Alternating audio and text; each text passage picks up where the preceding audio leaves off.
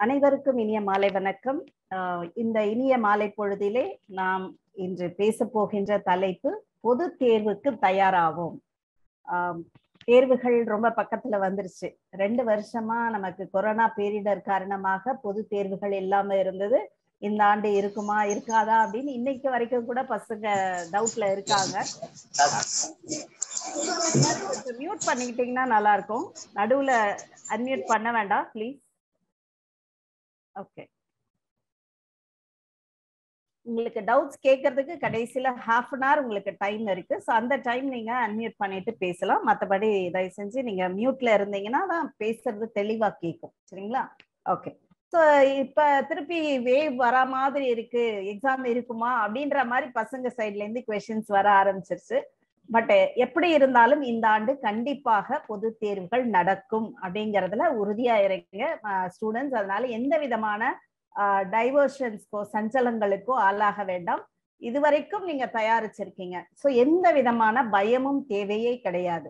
நீங்க தேர்வுக்கு எப்படி நீங்க தயாரிச்சிருக்கீங்களோ அதை இன்னும் தெளிவா இந்த இருக்கக்கூடிய இந்த குறுகிய காலகட்டங்கள்ல நீங்க ரிவைஸ் பண்ணி திரும்ப திரும்ப அதை நீங்க எழுதி தேர்வுகள் எழுதி பார்க்கும்பொழுது short test, class test, slip test, இப்படி நிறைய டெஸ்ட் நீங்க எழுதி பார்க்கும் பொழுது அது உங்க ஷார்ட் டேர்ம் மெமரியில இருந்து லாங் டேர்ம் மெமரிக்கு ஆட்டோமேட்டிக்கா போகும். சில பிள்ளைங்க நான் படிக்கிறேன் மறந்து போகுது, எப்படி படிக்கிறது, எந்தெந்த சாப்டர்ஸ் எல்லாம் இம்பார்ட்டன்ட், இப்படி நிறைய டவுட்ஸ் இருக்கும். அதுவும் சயின்ஸ் ரிலேட்டடா எதெல்லாம் வரும் வராது, டெலீட்டட் போர்ஷன்ஸ். இப்ப இந்த ரிவிஷன் எக்ஸாம்ல கூட நிறைய டெலீட்டட் போர்ஷன்ஸ் எல்லாம் கூட கேட்டிருந்தாங்களே, ரெடியூஸ்டு சிலபஸ் இல்லாத குவெஷன்ஸ் எல்லாம் கூட வந்திருந்தது. இந்த மாதிரி நிறைய டவுட்ஸ் வந்து டீச்சர்ஸ்க்கும் உண்டு, ஸ்டூடெண்ட்ஸ்க்கும் உண்டு. ஸோ எப்படி நாம தயாரிக்கிறது, எந்தவித பதட்டமும் இல்லாம இந்த தேர்வை, பொது தேர்வை எப்படி அணுகுவது, எப்படிப்பட்ட ஒரு சிந்தனையோடு தான் இன்றைக்கு இந்த இணைய வழி கருத்தரங்கிலே நாம் கலந்து கொண்டு இருக்கிறோம். இதுல நமக்கு கருத்தாளரா வந்திருக்கக்கூடியவங்க ஆல் டைம் ரிசோர்ஸ் பர்சன் அப்படின்னே சொல்லலாம். எந்த விதமான ஒரு அறிவியல் சார்ந்த கருத்தரங்குகளாக இருந்தாலும், ஆசிரியர்களுக்கான பயிற்சி பட்டறையாக இருந்தாலும் அங்க ஒரு பர்சன் கண்டிப்பா இருப்பாங்க. அவங்கதான் வந்து நம்மளுடைய ஷாமலா மிஸ் அப்படின்னு சொல்லக்கூடியவங்க. இவங்க ஒரு அரசு பள்ளியில ஆசிரியரா இருக்காங்க, அறிவியல் பட்டதாரி ஆசிரியரா இருக்காங்க. ஆனா இவங்க பிஜி இன் எஜுகேஷன் கெமிஸ்ட்ரியில பிஜி முடிச்சிருக்காங்க. தென் MA in psychology, then MEd, இப்படி நிறைய முதுகலை பட்டங்கள் பெற்றிருக்கக்கூடிய ஒரு மிகவும் தகுதி வாய்ந்த சிறப்பான ஒரு ஆசிரியர் இவர். இது தவிர இந்த ஐசிடி அப்படின்னு சொல்லக்கூடிய இணைய கம்ப்யூட்டர் சார்ந்த பலவிதமான பயிற்சிகளையும் அளிப்பதில் வல்லவர். பாடத்திட்டங்கள் தயாரிக்கும் பொழுது இவங்க இல்லாம அந்த பாடத்திட்ட தேர்வு குழு வந்து இருக்காது. கண்டிப்பா எல்லா விதமான பாடத்திட்டங்கள் புதுசா ஒரு சிலபஸ் ரிவைஸ் பண்றாங்கன்னா இவங்க கண்டிப்பா அதுல இருப்பாங்க. ஸோ அப்படிப்பட்ட ஒரு சிறப்பு வாய்ந்த இப்ப நமக்கு இருக்கக்கூடிய இந்த 6 to 10 ஸ்டாண்டர்ட் போர்ஷன்ஸா இருக்கட்டும், இல்ல 12th வரைக்கும் இருக்கக்கூடிய கெமிஸ்ட்ரி போர்ஷன்ஸா இருக்கட்டும், அதுல எல்லாத்துலயுமே இவங்களுடைய பங்களிப்பு நிச்சயமாக உண்டு. ஸோ அந்த விதத்துல மிக மிக சிறப்பான தகுதி வாய்ந்த ஒரு நபரை இங்கு நமக்கு கருத்துரையாளராக தேர்ந்தெடுத்திருக்கிறோம். ஸோ அவர் நமக்கு பல பயனுள்ள தகவல்களை பொது தேர்வு சார்ந்தும் அறிவியல் தேர்வு சார்ந்தும் நமக்கு வழங்கவிருக்கிறார்கள். அவர்களை அன்புடன் நிறைவகம் சார்பாக, நிறைவகத்தின் இயக்குனர் ஃபாதர் ஜோசப் ஜெயராஜ் சார்பாக அன்புடன் வருக வருக என்று வரவேற்கிறோம். Welcome Shamla ma'am. மியூட்ல இருக்கீங்க, அன்மியூட் பண்ணிக்கோங்க. Thank you for giving me this opportunity. இந்த ஒரு பிளாட்ஃபார்ம் மூலமா வந்து நிறைய குழந்தைங்களை சந்திக்கல எனக்கு ரொம்ப சந்தோஷம். எல்லா ஸ்டூடெண்ட்ஸ்க்குமே வந்து ரொம்ப வந்து பேனிக்கா இருக்காங்க, ஒரு மாதிரி டென்ஸ்டா இருக்காங்க. இது வந்து நல்லா படிக்கக்கூடிய குழந்தைங்களுடைய சூழ்நிலை. அந்த நம்ம ஆவரேஜா இருக்கிறத பாத்துக்கலாம் அப்படின்னு இருக்கிறவங்களும் வந்து என்ன வரும் தெரியலையே, எப்படி படிக்க போறோம் தெரியலையே அப்படின்னு இருக்கக்கூடிய குழந்தைங்களும் இருக்காங்க. இங்க எல்லாரையுமே வந்து ஒரே இதுல நம்ம இழுத்து கொண்டு போய் அவங்கள வந்து ஒரு நல்ல ஒரு இதுக்கு கொண்டு வந்து சேர்க்கணும் அப்படிங்கறத நம்ம எல்லா ஒரு ஆசிரியருடைய ஒரு மனநிலையா இருக்கு கண்டிப்பா. அதுவும் இந்த 1.5 வருஷமா 2 வருஷமா நம்ம பார்க்கும் பொழுது நம்ம குழந்தைங்க எல்லாம் வந்து அந்த உட்காரணும், படிக்கணும், அந்த ஹேபிட்டே குறைஞ்சு போயிருக்கு அவங்களுக்கு. எல்லாமே மொபைல்ல பாத்துக்கலாம், இதுலயே தெரிஞ்சுக்கலாம் அப்படின்னு ஆனதுக்கு அப்புறமா புக்கை எடுத்து வச்சு படி, 4 லைன் எழுது அப்படின்னு சொல்லும் போதே வந்து அந்த பேஷன்ஸே ரொம்ப குறைஞ்சு போச்சு ஸ்டூடெண்ட்ஸ் கிட்ட. நம்ம வந்து அதை நல்ல கண் கூட நம்ம எல்லாராலையுமே பார்க்க முடியுது. அப்படி இருக்கும்போது நம்ம ஒரு எதிர்பார்த்த விஷயம் என்னன்னா இவ்வளவுதான் இருக்கும், ஃபர்ஸ்ட் டிவிஷன் செகண்ட் டிவிஷன்ல இருக்கிற மார்க்ஸ் வச்சு வந்து போட போறாங்க அப்படின்னா குழந்தைங்களும் அதே மாதிரி ஒரு எதிர்பார்ப்புல இருந்தாங்க நம்மளுக்கு எக்ஸாம்ஸ் இருக்காதுன்னு. டீச்சர்ஸும் ஓரளவுக்கு ரொம்ப ரெடியூஸ்டு சிலபஸ் அப்படிங்கிற ஒரு ஐடியா, இந்த டெலிட்டட் சாப்டர்ஸும் ரெடியூஸ்டு போர்ஷன் என்ன சொல்லியிருக்கோமோ அது மட்டும்தான் அதுல இருந்து எல்லாமே வரும் அப்படிங்கிற மாதிரி சொல்லியிருக்காங்க. ஆனால் செகண்ட் ரிவிஷனோ இல்ல வேற கொஸ்டின் பேப்பர்ஸ், பல கொஸ்டின் பேப்பர் நம்ம பார்க்கும்பொழுது டெலிட்டட் போர்ஷன்ஸ்ல இருந்தும் நிறைய வந்திருக்கு அப்படின்னு குழந்தைங்க நிறைய பேர் என்ன மிஸ் நம்ம படிச்சதே வரவே இல்லை, இதெல்லாம் வரவே இல்லையே அப்படின்னு பயந்துட்டு இருந்தாங்க. ஆனா நம்ம எதுக்குமே தளராம நம்ம என்ன பண்ண போறோம் அப்படின்னா இருக்கக்கூடிய இந்த குறைந்த டைம்ல வந்து எப்படி நம்ம நல்லபடியா படிச்சு நல்ல மார்க் வாங்கலாம், நாட் ஓன்லி ஃபார் சயின்ஸ், எல்லா சப்ஜெக்ட்டுமே நம்ம எப்படி கான்சென்ட்ரேட் பண்ணணும், எப்படி படிக்கணும் அப்படிங்கறத நம்ம எல்லாரோடைய ஒரு எய்மாவும் இருக்க போகுது இல்லைங்களா? அப்படி இருக்கும் பொழுது என்ன படிக்கலாம் எப்படி படிக்கலாம் அப்படின்றதுக்கு முன்னாடி ஃபர்ஸ்ட் நம்ம ஒரே ஒரு விஷயம், இது வந்து சுவாமி விவேகானந்தர் சொன்ன ஒரு சென்டென்ஸ். அவர் என்ன சொல்லியிருக்காரு? Arise awake stop not until your goal is reached அப்படின்னு சொல்லியிருக்காரு. அப்படின்னா என்ன அர்த்தம் நிறைய எல்லாருக்குமே தெரிஞ்சிருக்கும், குழந்தைங்க எல்லாம் நிறைய பேர் ஸ்டூடெண்ட்ஸ் தான் இருக்கீங்க, உங்க எல்லாருக்குமே தெரியும். இருந்தாலும் என்ன அர்த்தம் அப்படிங்கிறது என்னன்னா, நம்ம கலாம் சொல்லியிருக்காரு, ரொம்ப எளிமையா சொல்லியிருக்காரு, அதையே கலாம் சொல்லியிருக்காரு. என்னன்னு சொல்லியிருக்காரு? கனவு காணுங்கள். ஆனா கனவு காண்றது எந்த மாதிரி கனவா இருக்கணும்? நம்ம கனவு கண்டு தூங்கிக்கிட்டே இருக்கக்கூடாது. நம்ம அந்த கனவை வந்து நினைவாக மாற்றும் அளவிற்கு நம்ம அதற்காக நம்ம உழைக்கணும். நம்மளுடைய இன்புட்ஸ் அதுல நிறைய இருக்கணும். நம்ம வந்து அதற்கான உழைப்பை நம்ம கொடுக்கும் பொழுதுதான் நம்மளுக்கு அந்த கனவானது நினைவாக மாறும் அப்படின்னு. அதுதான் வந்து சுவாமி விவேகானந்தர் சொல்லியிருக்காரு, எழுமின் விழுமின். ஆனா எப்பொழுதுமே என்ன தளராமல் என்ன பண்ணணும்? குறிக்கோளை அடையும் வரை நிறுத்தாமல் அதற்காக நீங்க முயற்சி செய்து கொண்டே இருக்கணும் அப்படிங்கிறது தான் வந்து அவர் சொன்ன அந்த ஒரு லைனுக்கான அர்த்தம். நம்ம எல்லாருமே வந்து படிக்கணும், படிக்கிறதுக்கான ஒரு முயற்சியில் மட்டும் இருந்தாலே போதும், நம்மளால என்ன பண்ண முடியும்? கண்டிப்பா நம்மளுடைய குறிக்கோளை அடைய முடியும். எந்த ஒரு விஷயமாக இருந்தாலும் நமக்கு அதுக்கு ஊன்றுகோலா எடுத்துக்கொள்ளக்கூடியது நம்மளோட கல்வி மட்டுமே தான். ஏன்னா வந்து அதனாலதான் பல வந்து அறிவியலாளர்களாக இருக்கட்டும், பல முக்கியமான தலைவர்களாகட்டும், அந்த படிப்பின் மூலமா தான் வந்து வாழ்க்கையில முன்னேறி இருக்காங்க அப்படிங்கிற எண்ணம் நம்மளுக்கு வந்தாலே போதும், நம்ம எல்லாருமே நம்ம படிப்பை நம்ம வந்து ஒரு ஊன்றுகோலா நம்ம புடிச்சுக்கிட்டு முன்னுக்கு வர முடியும். ரொம்ப நிறைய வந்து யோசிக்க வேண்டாம், என்ன படிக்க போறோம் எப்படி படிக்க போறோம் அப்படிங்கறதுதான் நம்மளுடைய எய்மா இருக்கணும். இப்ப லாங்குவேஜா இருக்கட்டும், இல்ல உங்களுடைய மேக்ஸா இருக்கட்டும், இல்ல சயின்ஸா இருக்கட்டும், இல்ல சோசியலா இருக்கட்டும், எந்த பாடமாக இருந்தாலும் நம்மளுடைய ஃபர்ஸ்ட் இது என்னவா இருக்கணும்னா மேக் மோர் பிராக்டிஸ். நிறைய நம்ம என்ன பண்ணணும்? முயற்சிகள் நம்ம நிறைய பண்ணணும். Keep on practising. அது என்னது கீப் ஆன் பிராக்டிசிங்? நம்மளுக்கு தெரியும் இந்த பாடம் தான் இருக்கு அப்படிங்கிறது தெரியும். நம்ம கிளாஸ்ல நம்ம டீச்சர்ஸ் நம்மளுக்கு சொல்லி கொடுத்துருக்காங்க. என்னன்னு சொல்லியிருக்காங்க? இந்த லெசன்ல இந்த டாபிக் மட்டும் படிங்க அப்படின்னு சொல்லியிருக்காங்க. அப்ப நீங்க என்ன பண்ண வேண்டியிருக்கும்? அந்த குறிப்பிட்ட தலைப்புல இல்ல அந்த குறிப்பிட்ட பாடத்துல என்னென்னலாம் இருக்கு, அதுக்கு உண்டான கேள்விகள் என்னெல்லாம் இருக்கு நம்ம டீச்சர் கொடுத்துருக்காங்களோ அதை ரிப்பீட்டடா நீங்க பிராக்டிஸ் பண்ணணும். ரிப்பீட்டடா பிராக்டிஸ் பண்ணணும் அப்படின்னு சொல்லும் போது என்ன பண்ணலாம்? ஒரு சில விஷயங்கள் வெறும் படிச்சு மனப்பாடம் பண்ணக்கூடியதா இருக்கும். ஒரு சில விஷயங்கள் நம்ம வந்து ஒரு தடவை சும்மா பார்த்தாலே நம்மளால மனசுல பதியக்கூடியதா இருக்கும். சில விஷயங்கள் என்னவா இருக்கும்? நம்ம எழுதணும், அதை ஒரு தடவைக்கு 2 முறை அல்லது 3 முறை நம்ம என்ன பண்ணணும்? செஞ்சு பார்க்கணும். அப்பதான் நம்மளுக்கு மனசுல பதியும். அது எந்த மாதிரி விஷயங்களா இருக்கட்டும், இன்கேஸ் இப் இட் இஸ் சயின்ஸ் இல்ல மேக்ஸ் எடுத்துக்கிட்டோம்னா நம்ம என்ன பண்ண வேண்டியிருக்கும்? சூத்திரங்களை நிறைய படிக்க வேண்டியிருக்கும். இந்த சூத்திரங்களை வெறும்னா படிச்சா மட்டும் போதுமா? மனசுல பதிஞ்சா மட்டும் போதுமா? இல்ல. அதனால நீங்க என்ன பண்ணி பார்க்கணும்? எழுதி பார்க்க வேண்டியது. எழுதணும். 2 முறைக்கு ஒரு 3 முறை எழுதி பார்க்கலாம். ஃபார் எக்ஸாம்பிள் நான் வந்து சயின்ஸ் எக்ஸாம்பிள நம்ம எடுத்துக்கலாம். சயின்ஸ்ல நான் அதுக்கப்புறம் நம்ம ஃபுல் சயின்ஸ் போலாம். சயின்ஸ்ல ஒரு எக்ஸாம்பிள் ஒரு சூத்திரம் இருக்கு. என்ன சூத்திரம் இருக்குன்னு எடுத்துக்கலாம் நம்ம? PV is equal to NRT அப்படின்னு ஒண்ணு இருக்கு. இது எந்த லெசன்ல வரும்? எந்த லெசன்ல வரும்? ஞாபகம் வருதா எல்லாருக்கும்? PV is equal to RT அப்படிங்கிறது யூனிவர்சல் கேஸ் லா இல்லையா? இது எங்க வரும் அப்படின்னு பார்த்தோம்னா நம்மளுடைய வெப்ப ஆற்றல் அந்த லெசன்லயும் வரும்.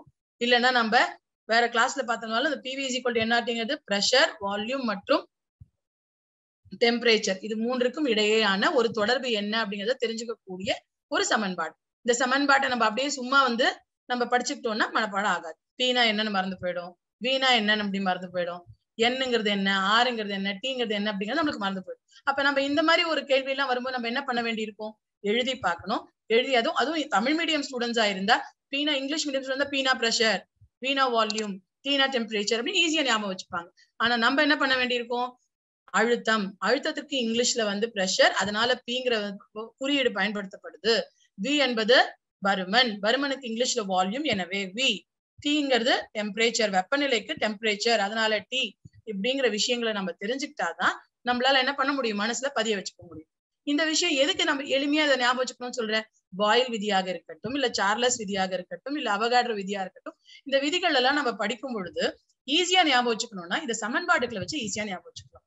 அதனால இந்த மாதிரி சமன்பாடுகள் வரும் பட்சத்துல நம்ம என்ன பண்ணணும், எழுதி பார்க்கணும். அதே மாதிரிதான் வந்து காலக்கோடுகள், சோசியல் எடுத்துக்கிட்டோம்னா காலக்கோடுகள் வரும். இந்த காலக்கோடுகள் நீ சும்மா அப்படியே மனசுல வச்சுக்கிட்டோம்னா ஞாபகம் வந்துருமா? ஒரு லைனை டிரா பண்ணி இந்தந்த வருஷம்னு போட்டுக்கிட்டு இந்தந்த வருஷம் இந்தந்த நிகழ்வு இருந்தது அப்படின்னு நீ ஒரு தடவை எழுதி வச்சுக்கிட்டனா நம்ம அந்த நோட்ல இப்படி எழுதணுமே அப்படின்னு உன் மனசுல ஞாபகம் வரும். அதாவது எந்த ஒரு விஷயத்தையும் நம்ம படிக்கும் போது வெறும்ன படிக்கிறத விட வந்து காதால கேட்கறது, கண்ணால பாக்குறது, இது அத்தனையும் செய்யும் பொழுதுதான் நம்மளுடைய மனசுல பதியக்கூடிய அமௌண்ட் வந்து அளவு வந்து அதிகமா இருக்கும். அதனால இது அத்தனை முறைகளையும் நம்ம ட்ரை பண்ணணும். இது வந்து ஒண்ணு. அடுத்தது இப்ப வந்து சோசியல் ஒரு எக்ஸாம்பிள் சொல்லியாச்சு, நம்ம சயின்ஸுக்கு எக்ஸாம்பிள் சொல்லியாச்சு. இப்ப சயின்ஸ்லயே நம்ம டயக்ராம்ஸ் இருக்கு, வரையக்கூடிய கேள்விகள். நம்ம என்ன நினைப்போம், இதெல்லாம் வராது அப்படின்னு நினைச்சுப்போம். ஆனால் நம்ம ஸ்கூல்ல கிளாஸ்ல மிஸ் சொல்லுவாங்க, இந்த பாடத்துல இது வரும்டா, இது 2 மார்க் கொஸ்டின்ல வந்துரும், இதை நீங்க வரைஞ்சு பாத்துக்கோங்க. அதுவும் நாங்க கிளியரா என்ன சொல்லுவோம், எல்லா பாகங்களையும் நீ மனசுல பதிய வச்சுக்காத, 2 மார்க் கேள்வி வந்தா 4 பாகம் நீ குறிச்சாலே போதும்.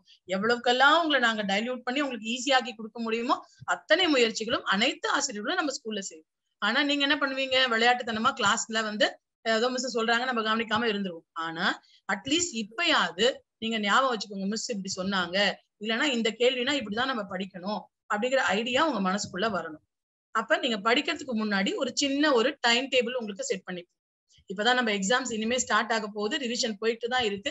ஆனாலும் இந்த இருக்கக்கூடிய இந்த குறுகிய காலகட்டத்துல கூட நீங்க என்ன பண்ணணும், ஒரு நாள்ல நான் எத்தனை மணி நேரம் படிக்க போறேன், என்னெல்லாம் நான் படிக்க போறேன் அப்படின்னு ஒரு சின்ன டைம் டேபிள். இந்த டைம் டேபிள்ல நீ உங்க வீட்டுல உங்க சிஸ்டர்ஸ் இருந்தாங்களோ இல்ல பிரதர்ஸ் இருந்தாங்களோ அவங்க கூட கன்சல்ட் பண்ணி போட்டுக்கோங்க. இல்ல அப்பா அம்மா உங்க கூட டெடிகேட் பண்ணி உங்க கூட டைம் ஸ்பெண்ட் பண்றாங்கன்னா அவங்க கூட சேர்ந்து போட்டுக்கோங்க. அப்படி போட்டுக்கும் பொழுது நீங்க என்ன, உங்களோட முயற்சி என்னவா இருக்கணும், எதுக்கெல்லாம் அதிக அளவு நம்ம வந்து கவனத்தோட படிக்கணும் அப்படின்னு இருக்கக்கூடிய பாடங்கள் இருக்கோ அதுக்கு நீங்க ஏர்லி மார்னிங், அதாவது அதிகாலை பொழுதுல நீங்க அதுக்கான டைம் டேபிள் போடுவீங்க. நம்ம எல்லாருமே வந்து இந்த லீவ் எல்லாம் நிறைய ஆனதுனால சீக்கிரமா எழுந்துக்கிற பழக்கம் அதெல்லாம் விட்டு போயிடுச்சு. ஆனா இப்ப கொஞ்ச நாள் அட்லீஸ்ட் இந்த எக்ஸாம் முடிகிற வரைக்குமாவது நீங்க என்ன பண்ணணும், விடிகாத்தால நம்ம எழுந்துட்டு படிக்கணும். அது நீங்க எதுக்கெல்லாம் அதுக்கு நீங்க ஃபர்ஸ்ட் நீங்க ஆப்பர்ச்சுனிட்டி கொடுக்கணும், காலையில நேரத்துல காலையில சயின்ஸ் அண்ட் மேக்ஸுக்கு முக்கியமா நீங்க என்ன பண்ணணும், ஒரு 1 hour டைம் ஸ்கெடியூல் போட்டுக்கணும். எப்படி போடுவீங்க, நான் மொத்தம் எத்தனை மணி நேரம் படிக்க போறேன் அப்படிங்கறத முதல்ல யோசனை பண்ணுங்க. ஒரு நாளுக்கு நான் வந்து காலையில 2 மணி நேரம் படிக்க போறேன், சாயங்காலத்துல ஒரு 5 மணி நேரம் படிக்க போறேன் அப்படின்னு நீங்க பிளான் பண்றீங்களா? நீங்களே போடுங்க.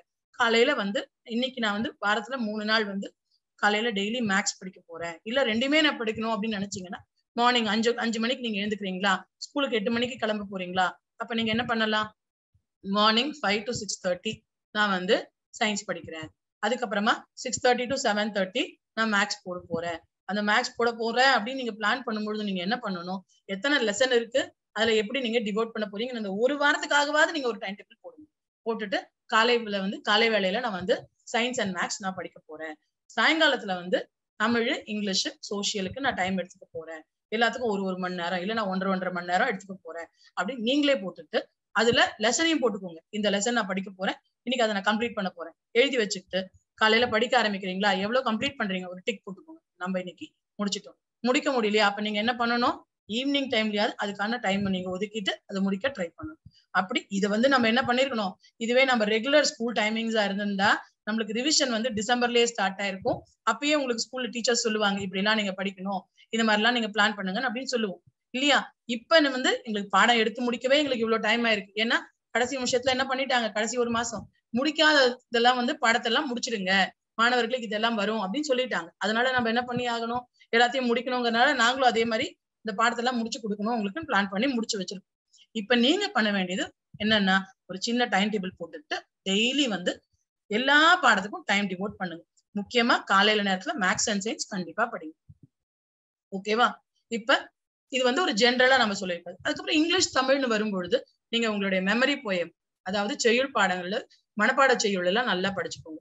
முக்கியமா டீச்சர்ஸ் கரெக்டா நம்ம ஸ்கூல் டீச்சர்ஸ் எல்லாம் கரெக்டா சொல்லிடுவாங்க, இதுதான் வரும் இல்லைன்னா இது வரும் அப்படின்னு உங்களுக்கு ஆப்ஷன் கொடுத்து இதுல ஏதாவது முடியுமோ அதை வந்து கண்டிப்பா படிச்சு வச்சுக்கோங்க அப்படின்னு கரெக்டா சொல்லிடுவாங்க.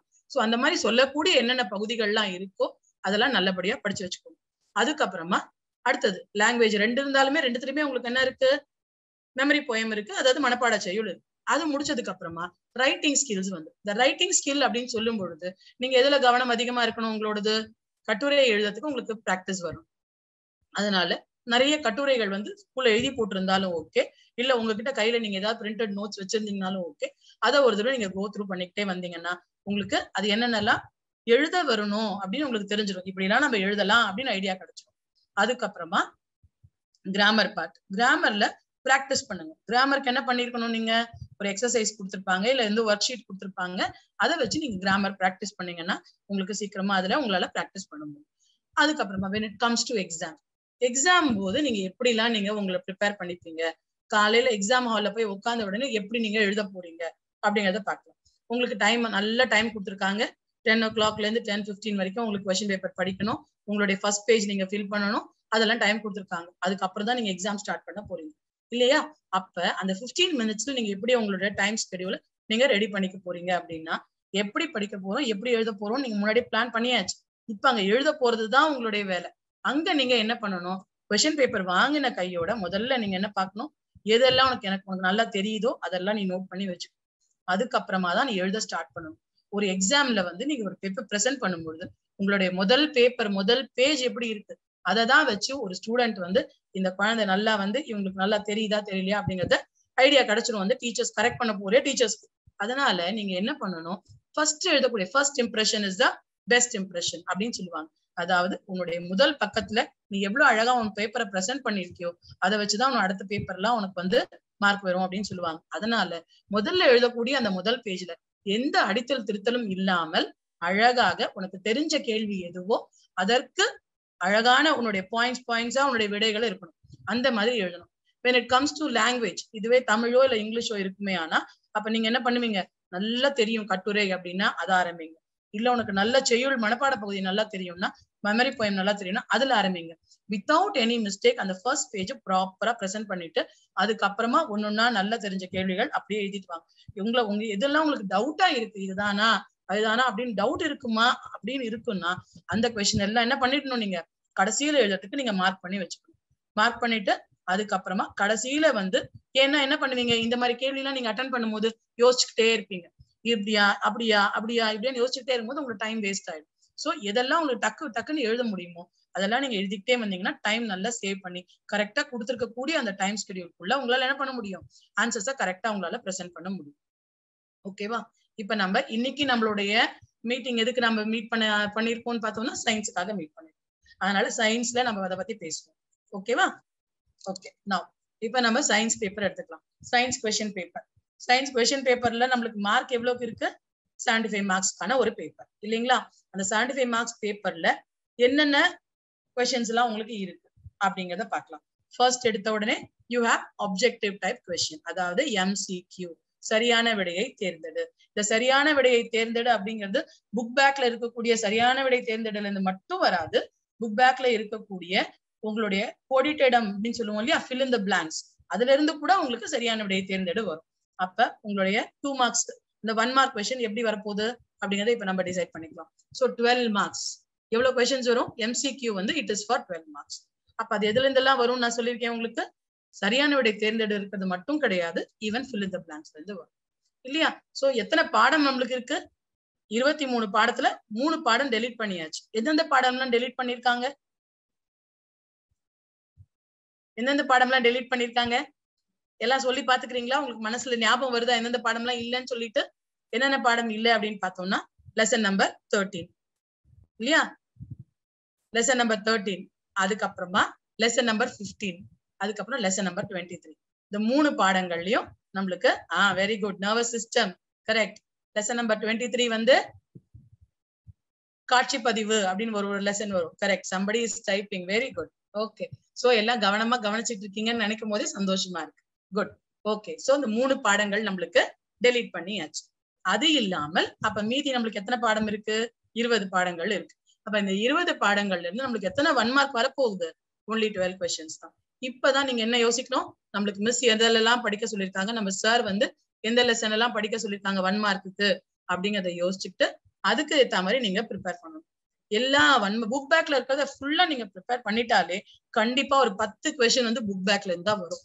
2 மட்டும்தான் என்ன பண்ணுவாங்க, உள்ள இருந்து கேட்பாங்க, உள்ள இருந்து கேட்கக்கூடியதா இருக்கும். மீதி அத்தனையுமே வந்து புக் பேக்ல இருக்கக்கூடிய கேள்வியா தான் இருக்கும். நீங்க என்ன நினைச்சுப்பீங்க, நம்ம எல்லாமே சரியான விடை தேர்ந்தெடுத்து படிச்சோமே வரலையே. அதுக்குதான் நான் எடுத்த உடனே என்ன சொன்னேன், அந்த ஒன் வேர்டுங்கிறது எதுல இருந்து கூட வரலாம் உங்களுக்கு, even from the fill in the blanksல இருந்து வரலாம், even sometimes match the following கூட உங்களுக்கு அந்த 1 மார்க் வரலாம். சோ நீங்க அந்த புக் பேக்ல இருக்கக்கூடியது எல்லாத்தையுமே தரோவா எதெல்லாம், ஃபர்ஸ்ட் கொஸ்டின் நம்பர் 1 என்னது, சரியான விடை தேர்ந்தெடு, 2 வந்து கோடிட்ட இடம், 3 வந்து சரியா தவறா, அதுக்கப்புறம் மேட்ச் த ஃபாலோயிங் என்ன மேட்ச் த ஃபாலோயிங், இது எல்லாமே நீங்க தரோவா படிச்சீங்கன்னா அவுட் ஆஃப் 12 மார்க்ஸ் 1 மார்க் கொஸ்டின்ல நம்ம 10 ஆல்மோஸ்ட் 10 எல்லாருக்குமே கரெக்டா வந்து, இதுல நான் சென்டம் தான் வாங்க போறேன், எனக்கு 75க்கு 75 மார்க்ஸும் வரணும் அப்படின்னு நினைக்கக்கூடிய எல்லா குழந்தைங்களும் என்ன பண்ண வேண்டியிருக்கும், புக்கு உள்ள இருக்கக்கூடிய பாடத்தையும் லைன் பை லைன் படிச்சுட்டு வரும்.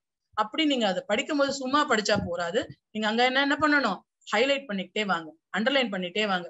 இது 1 மார்க்ல வரக்கூடிய ஒரு கேள்வி, இது 1 மார்க். இது நான் யாருக்கு சொல்றேன், நான் 75 on 75 எனக்கு 95% வரணும், 90% வரணும், நான் 100க்கு 100 வாங்கணும்னு நினைக்கக்கூடிய மாணவர்கள் கண்டிப்பா படிச்சு புக் பேக்ல எல்லாம் படிச்சு முடிச்சுட்டீங்க அப்படின்னா இப்ப நீங்க பண்ணக்கூடிய வேலை என்னவா இருக்கணும், ஒரு 1 டே ஃபுல் டைம் எடுத்துக்கிட்டு எல்லா லெசன்லயும் உள்ள இருக்கக்கூடியதெல்லாம் படிச்சுட்டு வாங்க. இது இல்லாமல் நிறைய மாடல் பேப்பர்ஸ், நம்ம நிறைய மாடல் பேப்பர்ஸ் இப்ப இருக்கிறது மட்டும் நீங்க பாருங்க, லாஸ்ட் இயர்தோ அதுக்கு முன்னாடி வருஷத்துல எல்லாம் பாத்தீங்கன்னா உங்களுக்கு என்ன வந்துரும், ரெடியூஸ்டு சிலபஸ் இல்லாம மத்ததெல்லாம் இருக்கிறதா இருக்கும். அதனால இப்ப நீங்க இந்த வருஷம் குழந்தைங்களுக்கு வந்து இந்த ஒரு ப்ராப்ளம் இருக்கு, நம்ம நிறைய படிச்சுட்டா மாதிரி இருக்கும், எக்ஸ்ட்ரா ஃபுல்லா படிச்சீங்கன்னா என்ன ஆயிடும், இல்லாததுக்கெல்லாம் நீங்க படிச்ச மாதிரி இருக்கும். அதனால தெளிவா நீங்க இருக்கிற லெசனுக்கு மட்டும்தான் நீங்க என்ன பண்ணணும். அதுக்கு நீங்க என்ன பிளான் பண்ணலாம்னா, ஒரு லெசனுக்கும் நிறைய எம்சிக்யூஸோ இல்ல fill in the blanks போட்டிருக்கக்கூடிய நிறைய இது வெப்சைட்ஸ்ல உங்களுக்கு கொஸ்டின்ஸ் கிடைக்கும், அதை நீங்க ட்ரை பண்ணலாம். அப்படி இல்ல உங்களுக்கு வந்து மிஸ்ஸோட டீச்சர், ஸ்கூல்ல இருக்கக்கூடிய டீச்சர்ஸோ இல்ல சாரோட அசிஸ்டன்ஸ் வேணும்னா அவங்க கிட்ட கேட்டீங்கன்னா அவங்க லெசன் வைஸ் கொஸ்டின்ஸ் உங்களுக்கு கொடுத்துருவாங்க. அது உங்களுக்கு அட்லீஸ்ட் சாஃப்ட் காப்பியாவது கொடுத்துருவாங்க. உங்களுடைய வாட்ஸ்அப்ல எல்லா ஸ்கூல்லயும் நம்ம எல்லாருமே வந்து ஸ்டூடெண்ட்ஸ்க்கான குரூப் நம்ம வச்சிருக்கோம், அவங்களுக்கு அனுப்பிச்சிருவாங்க. நீங்க அதை நீங்க எடுத்து என்ன பண்ணுங்க, பிராக்டிஸ் பண்ணுங்க. So this is for 12 marks. 12 mark எப்படி நம்ம ஃபுல்லா வாங்குறது அப்படிங்கறத நம்ம இப்ப பார்த்தோம். அடுத்தது எத்தனை கொஸ்டின் வரணும், 1 மார்க் முடிஞ்சாச்சு. அடுத்தது 2 மார்க் கொஸ்டின்ஸ். 2 மார்க் கொஸ்டின்ஸ் எத்தனை கேட்பாங்க கொஸ்டின் பேப்பர்ல,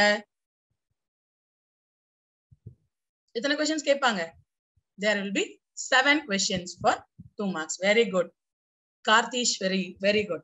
7 questions. அப்ப எத்தனை மார்க், 10 questions கொடுத்திருப்பாங்க, மொத்தம் 10 கேள்வி கொடுத்திருப்பாங்க. அந்த 10ல நீங்க எத்தனை அட்டென்ட் பண்ண வேண்டியிருக்கும், 7 கேள்வி அட்டென்ட் பண்ண வேண்டியது. அந்த 7 questions நீங்க அட்டென்ட் பண்ணும்போது அங்க மேல கிளியரா கொடுத்திருப்பாங்க எந்த கொஸ்டின் கம்பல்சரி அப்படின்னு ஒரு கேள்வி கொடுத்திருப்பாங்க. கொஸ்டின் நம்பர் 21 இல்லைன்னா question number 22 is a compulsory question அப்படின்னு கொடுத்திருப்பாங்க. அப்படின்னா என்ன அர்த்தம், நீங்க 6 கேள்வி மட்டும்தான் சூஸ் பண்ணலாம், அந்த 22வது கேள்வியை கண்டிப்பா நீங்க அட்டென்ட் பண்ணியே இருக்கணும் அப்படிங்கிறது அதனுடைய அர்த்தம். சோ அப்ப நீங்க என்ன பண்ணணும், அவுட் ஆஃப் 10 நீங்க அந்த 22nd கொஸ்டின் மஸ்ட், அதை கண்டிப்பா நீங்க எழுதி ஆகணும். அது இல்லாம மீதி இருக்க 9 கேள்விகள்ல உங்களுடைய மீதி 6 கேள்வியை நீங்க சூஸ் பண்ணி எழுதணும். இங்கேயும் நீங்க அந்த மாதிரி சூஸ் பண்ணி எழுதும்போது நீங்க என்ன பண்ணணும், நல்லா தெரிஞ்ச கேள்விகளை எடுத்து எழுதணும். நிறைய குழந்தைங்க என்ன பண்ணுவாங்க, நல்லா படிச்சிருப்பாங்க, அதனால எல்லா கேள்வியும் எழுதிடுவாங்க. அப்படி எல்லா கேள்வியும் எழுதும் போது என்ன பண்ணிடுவாங்க, ஃபர்ஸ்ட் 7 கொஸ்டின்ஸ் மட்டும் தான் டிக் பண்ணுவாங்க, கடைசியில இருக்கிறத அடிச்சிருவாங்க. அப்ப நீங்க அந்த கம்பல்சரி கொஸ்டினை நீங்க அட்டென்ட் பண்ணிருந்தாலும் லாஸ்ட்ல என்ன பண்ணிடுவாங்க, நீங்க இந்த மாதிரி முதல்ல எழுதிட்டீங்கன்னு அடிச்சிருவாங்க. அதனால நீங்க பிளான் பண்ணி எந்த நல்லா தெரியுமோ அந்த 6 கேள்வியை சூஸ் பண்ணிட்டு அடுத்தது 22nd கொஸ்டினை நீங்க அட்டென்ட் பண்ணுங்க.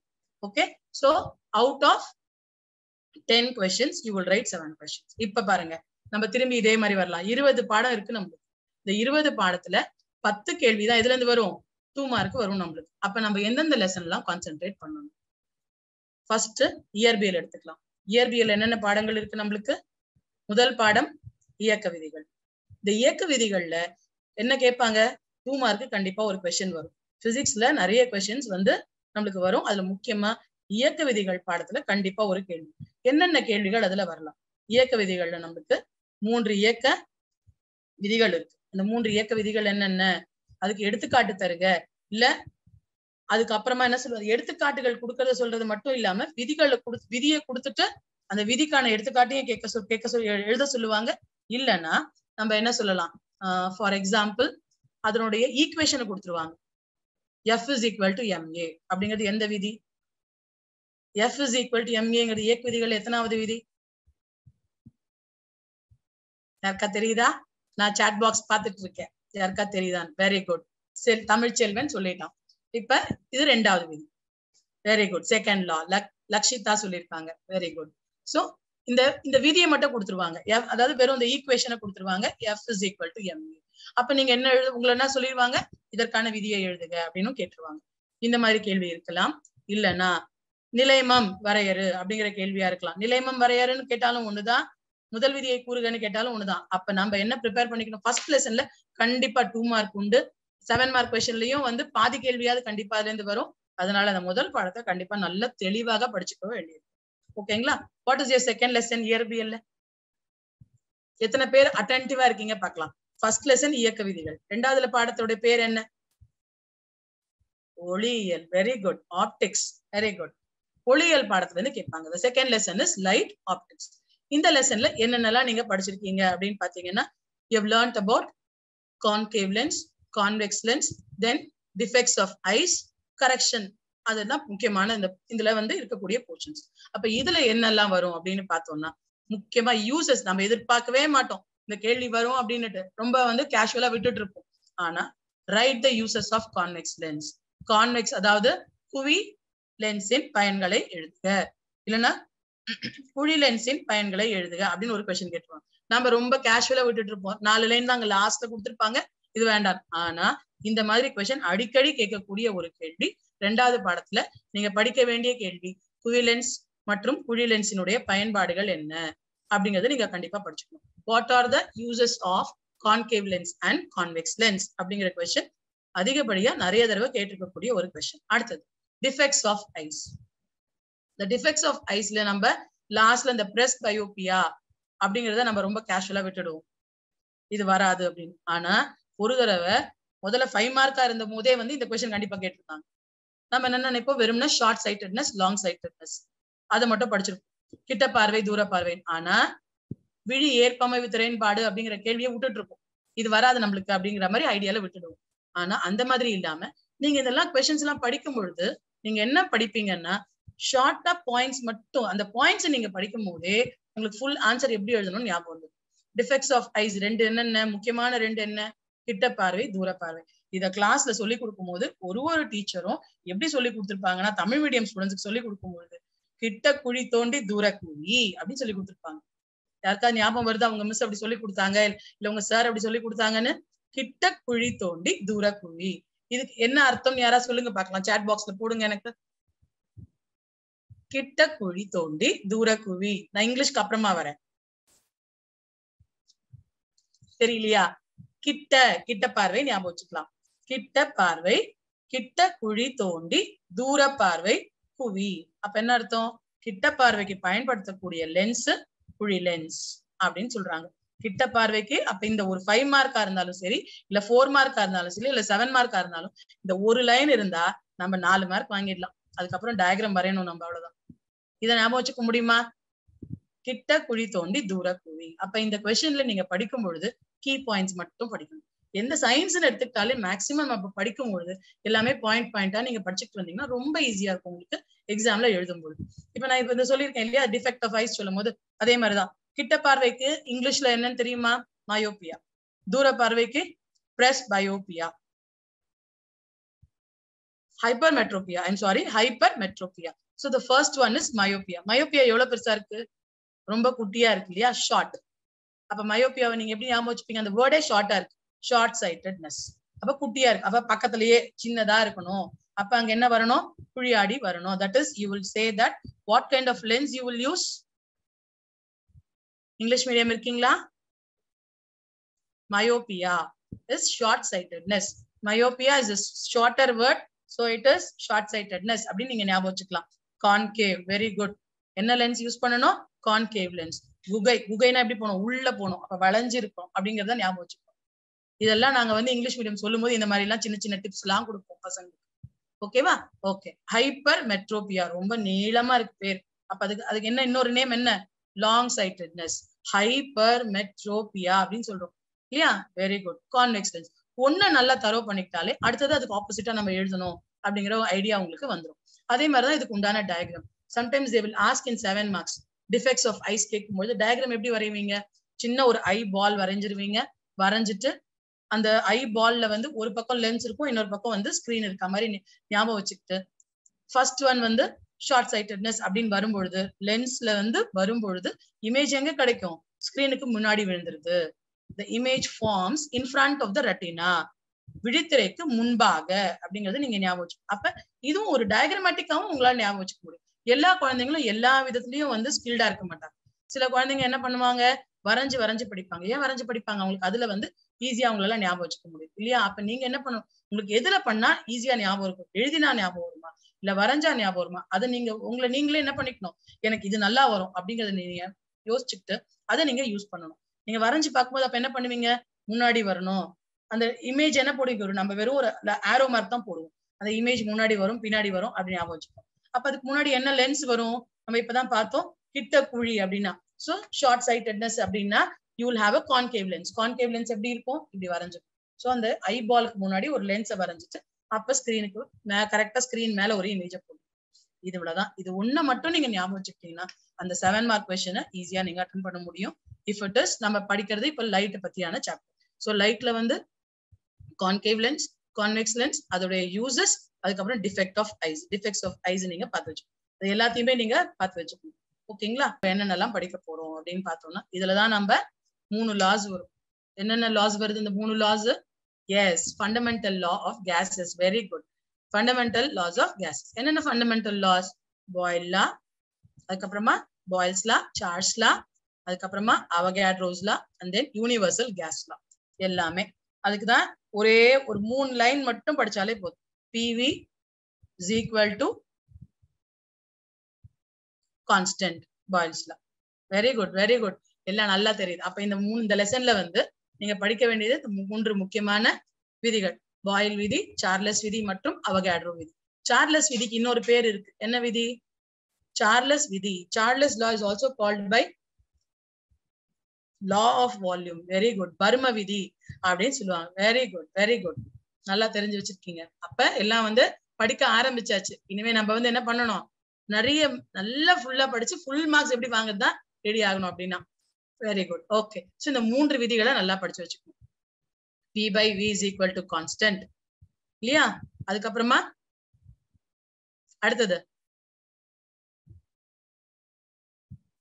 PV is equal to constant, V by T is equal to constant. மூணாவது தமிழ் அடுத்தது வரலாம். V by N is equal to a constant. அவ்வளவுதான். Very good. V by N is equal to constant. So first one PV is equal to constant. அதாவது P பெருக்கல் V is equal to ஒரு மாறிலி. இது boil விதி. ரெண்டாவது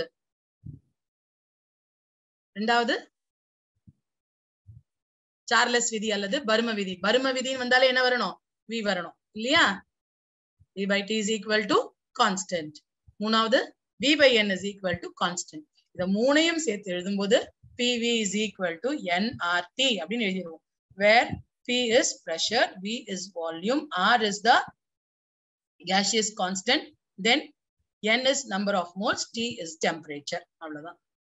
இது தெரிஞ்சாலே இந்த லெசன்ல நம்ம என்ன பண்ணலாம், நியூமரிக்கல்ஸ் அதாவது கணக்கீடுகளையும் நம்மளால அட்டன் பண்ண முடியும்.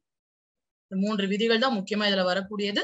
இதற்கு உண்டான கணக்கு நமக்கு தெரியும். அவ்வளவுதான். இந்த 3 படிச்சாலே தரோவா இருந்தாலே போதும். இதுதான் நம்மளுக்கு இருக்கக்கூடிய the reduced portion of third lesson.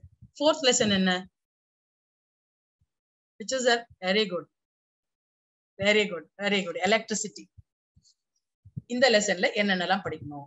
இந்த லெசன்ல பார்த்தோம்னா அடிக்கடி கேட்கக்கூடிய கேள்விகள் என்னெல்லாம் இருக்கும் அப்படின்னு பார்த்தோம்னா, ஓம் விதி இல்லைன்னா ஆம்பியர் வரையறு, ஓம் விதியை கூறுக, ஆம்பியர் வரையறு, அதுக்கப்புறமா ஜூல் விதியை கூறுக, ஜூல் விதியின் பயன்பாடுகள், இதெல்லாம் தான் முக்கியமான கொஸ்டின்ஸ்.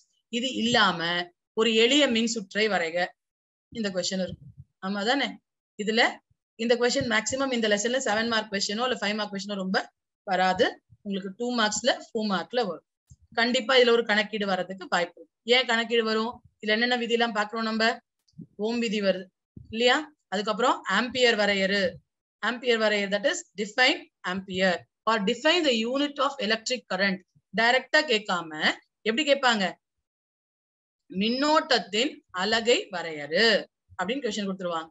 சோ இந்த மாதிரி டைரக்டா இல்லாம இருக்கக்கூடிய கொஸ்டினா இருந்தாலும் அதை அட்டன் பண்றதுக்கு நம்மளுக்கு தெரியணும். அது தெரியணும்னா நம்ம என்ன பண்ணணும், நிறைய அப்பப்போ கேள்வியை பார்த்துட்டே வந்தாதான் ஓ இந்த பதில தான் இந்த மாதிரியா கேள்வி கேட்டிருக்காங்களா அப்படின்னு உங்களுக்கு ஐடியா கிடைக்கும். ஃபர்ஸ்ட் உங்களுக்கு ஆம்பியர் வரையறைனா உங்களுக்கு ஆன்சர் தெரிஞ்சிருக்கும். ஆனா இதனுடைய அலகை வரையறைன்னு கேட்கும்போது நீங்க என்ன பண்ணிடுவீங்க, ஐயோ நம்மளுக்கு இந்த கொஸ்டின் தெரியாதுன்னு நினைச்சுக்கோங்க. அதனால ஒரே பதிலுக்கு எத்தனை மாதிரி கேள்விகள்லாம் கேட்கறாங்க. Very good. V is equal to IR, H is equal to I square RT. Very good, very good. பரவாயில்லையே. 1 ampere is equal to 1 coulomb by 1 second அப்படின்னு போட்டிருக்காங்க. Super, good. அப்ப நம்ம இந்த பாடத்துல நம்ம எல்லாருக்கும் ஓரளவுக்கு இங்க ஒருத்தருக்கு தெரியுதுனால இதை பார்க்கும் போது என்னால என்ன ஆயிடுவீங்க, எல்லாரும் மோட்டிவேட் ஆயிடுவீங்க. ஆஹா, யாரோ இவ்வளவு எல்லாம் சொல்றாங்க, நம்ம இன்னும் இதெல்லாம் டச் பண்ணவே இல்லை, நம்மளும் படிக்கணும் அப்படின்னு படிக்க ஆரம்பிச்சிட போறீங்க. Very good. அப்ப இந்த லெசன்ல முக்கியமானது ஓம்ஸ் லா, ஜூல்ஸ் லா, அதுக்கப்புறமா வாட் இஸ் டிஃபைன் ஆம்பியர், இதெல்லாம் வந்து முக்கியமான கொஸ்டின்ஸ். ஓகேவா? சோ இதுக்கு நம்ம என்ன பண்ணணும், இதெல்லாம் ரீட் பண்ணிக்கிறீங்க, இந்த ஈக்குவேஷன்ஸ் எழுதி வச்சுக்கிறீங்க. H is equal to I. இப்ப ரீசெண்டா இருந்த கொஸ்டின் பேப்பர்ல கூட பாத்தீங்கன்னா ஜூல் வெப்ப விதியை கூறுக அப்படின்னு கேட்டுட்டு அதனுடைய பயன்பாடுகள் என்னன்னு கேட்டிருப்பாங்க. இந்த பயன்பாடுகள் அப்படின்னு வந்து what are the uses of Joule's law அப்படின்னு கேட்டிருப்பாங்க. ரொம்ப சிம்பிள். இதெல்லாம் மனப்பாடம் பண்ணி நம்ம பை ஹார்ட் பண்ணி எழுதணுன்றதே கிடையவே கிடையாது. நம்ம டெய்லி நம்மளோட டெய்லி லைஃப்ல யூஸ் பண்ற விஷயம் தான் ஜூல்ஸ் லா அப்படிங்கிறத ஞாபகம் வச்சுக்கணும். நம்ம வீட்டுல வந்து எலக்ட்ரிக் குக்கர் வச்சிருக்கோம், அயன் பாக்ஸ் வச்சிருக்கோம், வேற என்னென்னலாம் எலக்ட்ரிசிட்டி ரிலேட்டடா இருக்கு அப்படின்னு யோசிச்சு பார்த்தோம்னா அதுதான் நம்மளுடைய ஜூல்ஸ் லா அல்லது ஜூல்ஸ் விதி இல்லையா? இந்த ஜூல்ஸ் விதி என்ன ஆகுது, during the flow of current what happens, heat is evolved, heat is produced.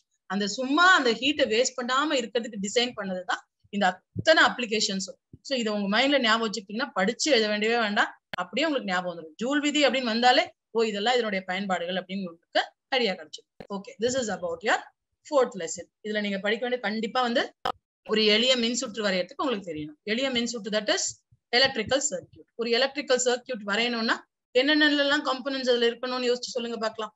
What are all the components needed for drawing an electrical circuit? Very, very basic electrical circuit. Battery, very good. Keerthana சொல்லியிருக்காங்க battery வேணும், அதுக்கப்புறமா key வேணும், அதுக்கப்புறமா இந்த battery work ஆகுது, connect பண்ணிருக்கோம், flow ஆகுது current. அப்ப அதுக்கு என்ன வேணும், எவ்வளவு ஃப்ளோ ஆகுதுன்னு தெரிஞ்சுக்கிறதுக்கு ஒரு அம்மீட்டர் வேணும். வோல்ட் மீட்டர் இல்லைன்னா கூட அந்த அம்மீட்டர் கனெக்ட் ஆயிருக்கணும். அதுக்கப்புறமா பேட்டரி இருக்கணும். On off, what is a key? Key is nothing but ஸ்விட்ச் ஆன் ஆஃப், அவ்வளவுதான். சோ ஒரு ரெக்டாங்கிள் நீங்க டிரா பண்ணிடுவீங்க. இது நிறைய தடவை கேட்கக்கூடிய ஒரு 2 மார்க் கொஸ்டின், மறக்கவே கூடாது. நீங்க வரைய போறது ஒரு ரெக்டாங்கிள், ஒரு செவ்வகம் வரைஞ்சிட்டு அங்கங்க ரப் பண்ணிட்டு ஒரு கீ வரைய போறீங்க. கீங்கிறது என்னது, க்ளோஸ்டு பிராக்கெட், அவ்வளவுதான். இந்த கீங்கிறது இந்த பக்கம் ஒரு பிராக்கெட், இந்த பக்கம் ஒரு பிராக்கெட் போட்டு நடுவுல ஒரு புள்ளி வச்சிருவீங்க, அவ்வளவுதான் உங்களுடைய key. What is the key? Key is nothing but a ஸ்விட்ச், அவ்வளவுதான். அந்த ஸ்விட்சுக்கு உள்ள நடுவுல நம்ம டாட் போட்டோம்னா அது க்ளோஸ்டு சர்க்கியூட், அதை நம்ம அழிச்சிட்டோம்னா அது ஓப்பன் சர்க்கியூட். ஓப்பனா இருந்தால் பல்ப் எரியாது, க்ளோஸ்டா இருந்து நம்ம நடுவுல டாட் வச்சோம்னா அங்க இருக்கக்கூடிய பல்ப் என்ன ஆகும், எரியணும், அவ்வளவுதான். கீழே பேட்டரி, அதுக்கப்புறமா ஒரு அம்மீட்டர், அப்புறமா மேல வந்து ஒரு கீஸ் வரைஞ்சிருவீங்க, ஒரு பக்கத்துல ஒரு பல்ப் போட்டுருவீங்க. This is a simple circuit. இந்த சர்க்கியூட் வரைஞ்சிங்கன்னா உங்களுக்கு எவ்வளவு மார்க்ஸ்? 2 மார்க்ஸ். அப்ப இந்த சர்க்கியூட் வரையணும்னா உங்களுக்கு என்ன தெரியணும்?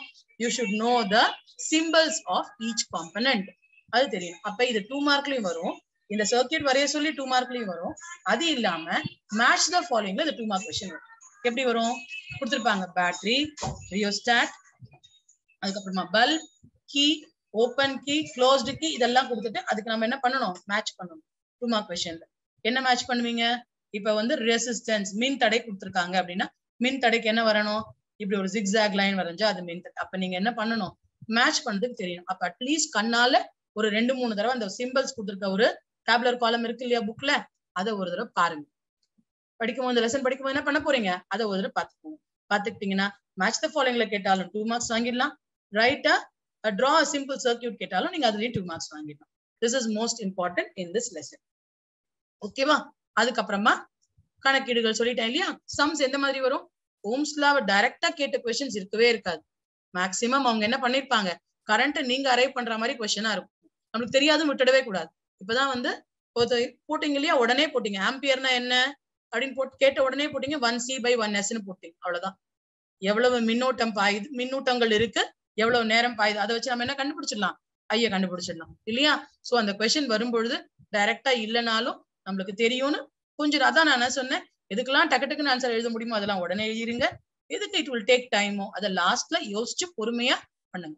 அதே மாதிரி எக்ஸாம் பேப்பர்ல இந்த சம்ஸ் போடும்போது சைட்ல ஒரு ரஃப் பேஜ் ஒன்று, ரஃப் காலம் ஒன்று வரைஞ்சிட்டு இந்த சம் வரும். முதல்ல ஒரு ஃபார்முலா சூத்திரம் முதல்ல எழுதிடுங்க. கணக்கு நீங்க கரெக்டா போடுறீங்களோ இல்லையோ சூத்திரம் எழுதிட்டாலே அதுக்கு வந்து என்ன வந்துடும், மார்க்கிங் நாங்க போடும்போது என்ன பண்ணுவோம்னா ஒரு பார்ட்கா மார்க் போடுவோம். அதனால இந்த சூத்திரம் கேட்கும் பொழுது அந்த அந்த கொஸ்டின் இந்த சம்ஸ் போடும்பொழுது ஃபார்முலா எழுதிட்டீங்கன்னா அதுக்கு ஹாஃப் மார்க் கண்டிப்பா இருக்கும். அதை போட்டுருங்க. அதுக்கப்புறம் அதை எக்ஸ்பிளைன் பண்ணுங்க.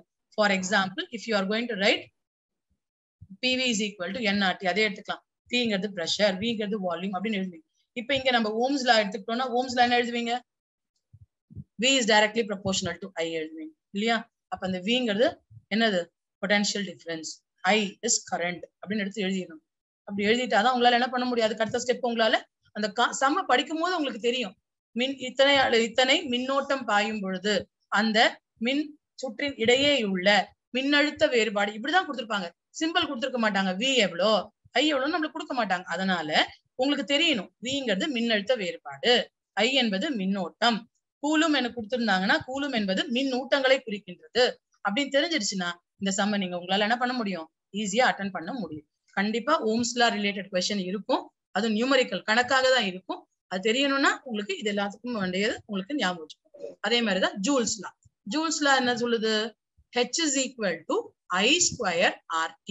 H என்பது எதை குறிக்குது, அதனாலதான் நான் சொன்னேன், நான் இங்கிலீஷ் மீடியம் வந்தா ஈஸியா ஞாபகம் வச்சுக்குவாங்க இந்த ஃபார்முலாஸ்லாம். Hனா ஹீட், I is current, அதுக்கப்புறமா I square R is resistance, T is time taken. அவ்வளவுதான். நம்ம தமிழ் மீடியம் படிக்கும்போது நம்ம ஒரு எழுத்துக்கும் நம்ம என்னங்கிறத கரெக்டா ஞாபகம் வச்சுட்டாதான் கணக்கு படிச்சிருந்தாலும் நம்மளால போட முடியும். ஓகேவா?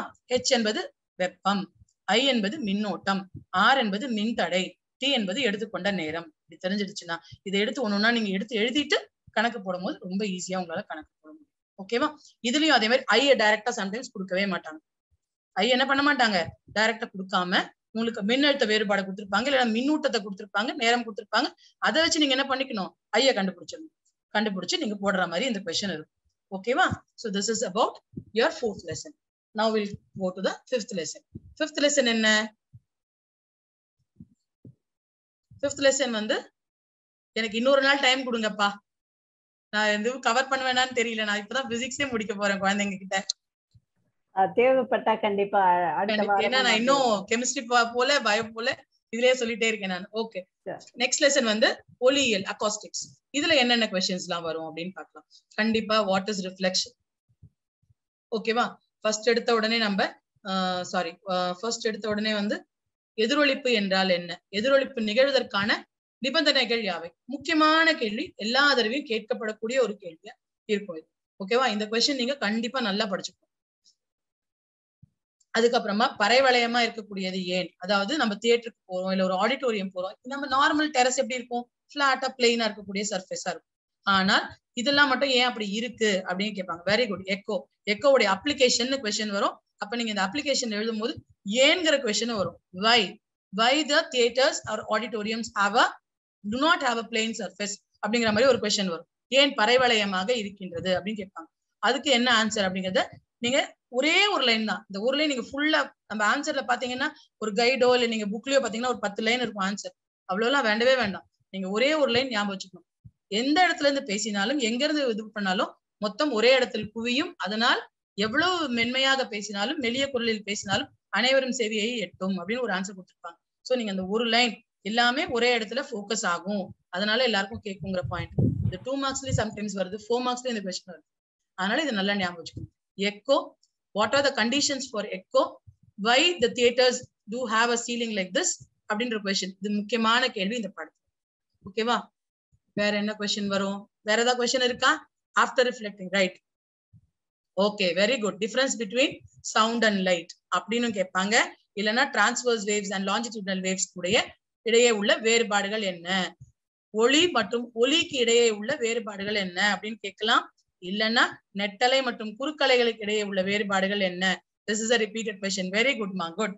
ஓகே, சோ இந்த லெசன்ல அல்ட்ராசோனிக், இன்ஃப்ராசோனிக் இது 1 மார்க்ல வரும், 2 மார்க்ல வரும், 4 மார்க்ல வரும், எல்லாத்துலயும் வருது.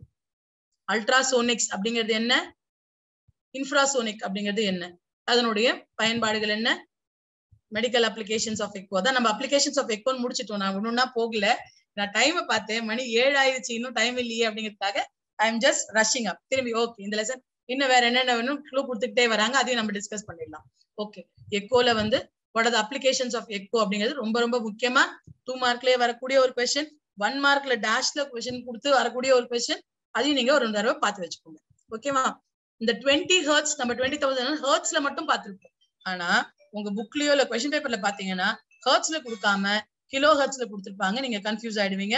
அப்ப நீங்க என்ன பண்ணணும், எங்கெல்லாம் யூனிட்ஸ் வரக்கூடிய கொஸ்டின்ஸ் இருக்கோ அதை இன்னும் கிளியரா நீங்க ஒரு தடவைக்கு 2 தடவை பார்த்துட்டு அப்புறமா ஆன்சர் பார்க்கணும்.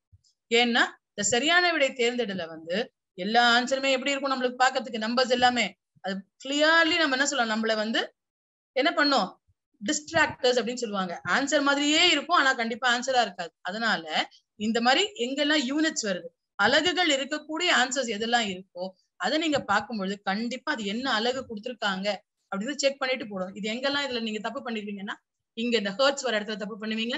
மின்னாற்றல் கேட்டிருப்பாங்க, இந்த மின்னாற்றலுடைய அலகு கொடுத்துட்டு அதனுடைய வேல்யூ கொடுத்துட்டு கேட்கும்போது அங்கேயும் நீங்க பண்ணுவீங்க, டக்குன்னு பார்த்தோன்னே இதான் ஆன்சர்னு போட்டுவீங்க.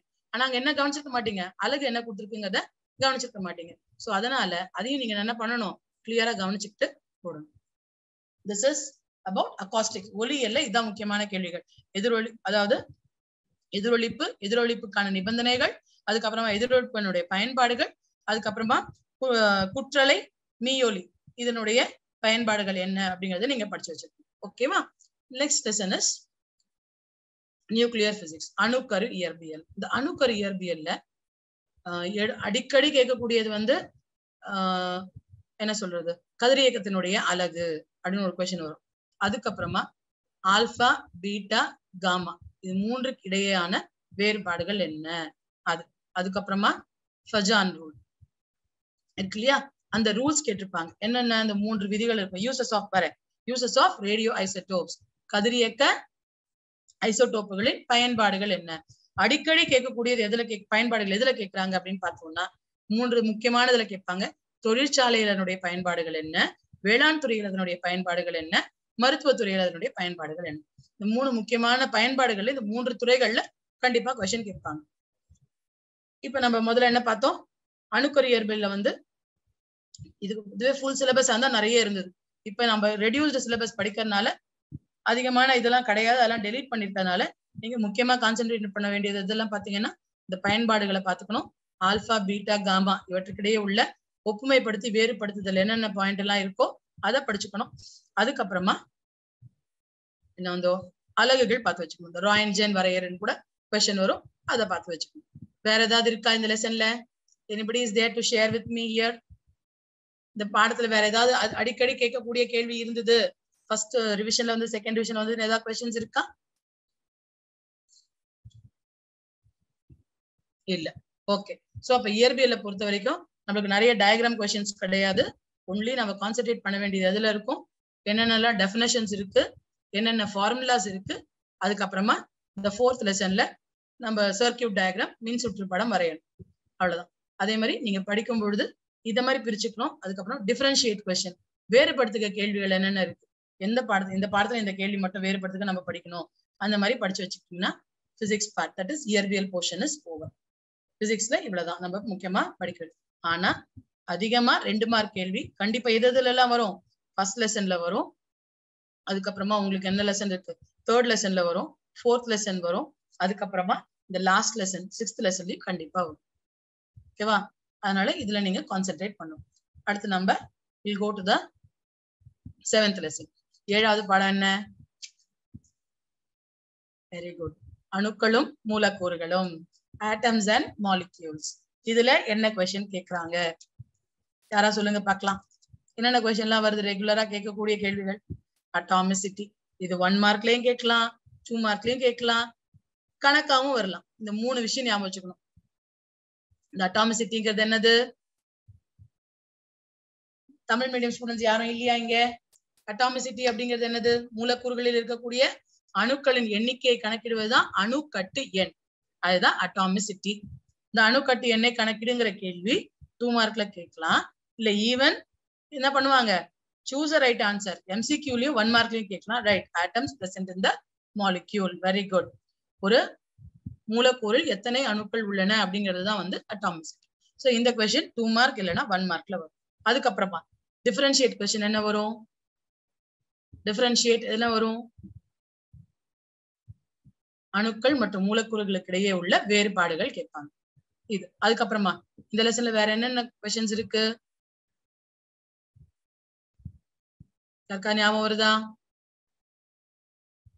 Very good. இதுதான் எதிர்பார்த்தேன். மாடர்ன் அட்டாமிக் தியரி, நவீன அணு கொள்கை. 2 மார்க்ல கேட்டாலும் எழுதுங்க. 7 மார்க் क्वेश्चनல 2 क्वेश्चन கொடுத்து அதுல இது ஒண்ணு வேற ஒண்ணு கொடுத்திருப்பாங்க. அதுலயும் இந்த மாதிரி கேள்வி வரும். நவீன அணு கொள்கை ரொம்ப எளிமையானதுதான். 4 பாயிண்ட் கண்டிப்பா படிச்சு வச்சுக்கோங்க.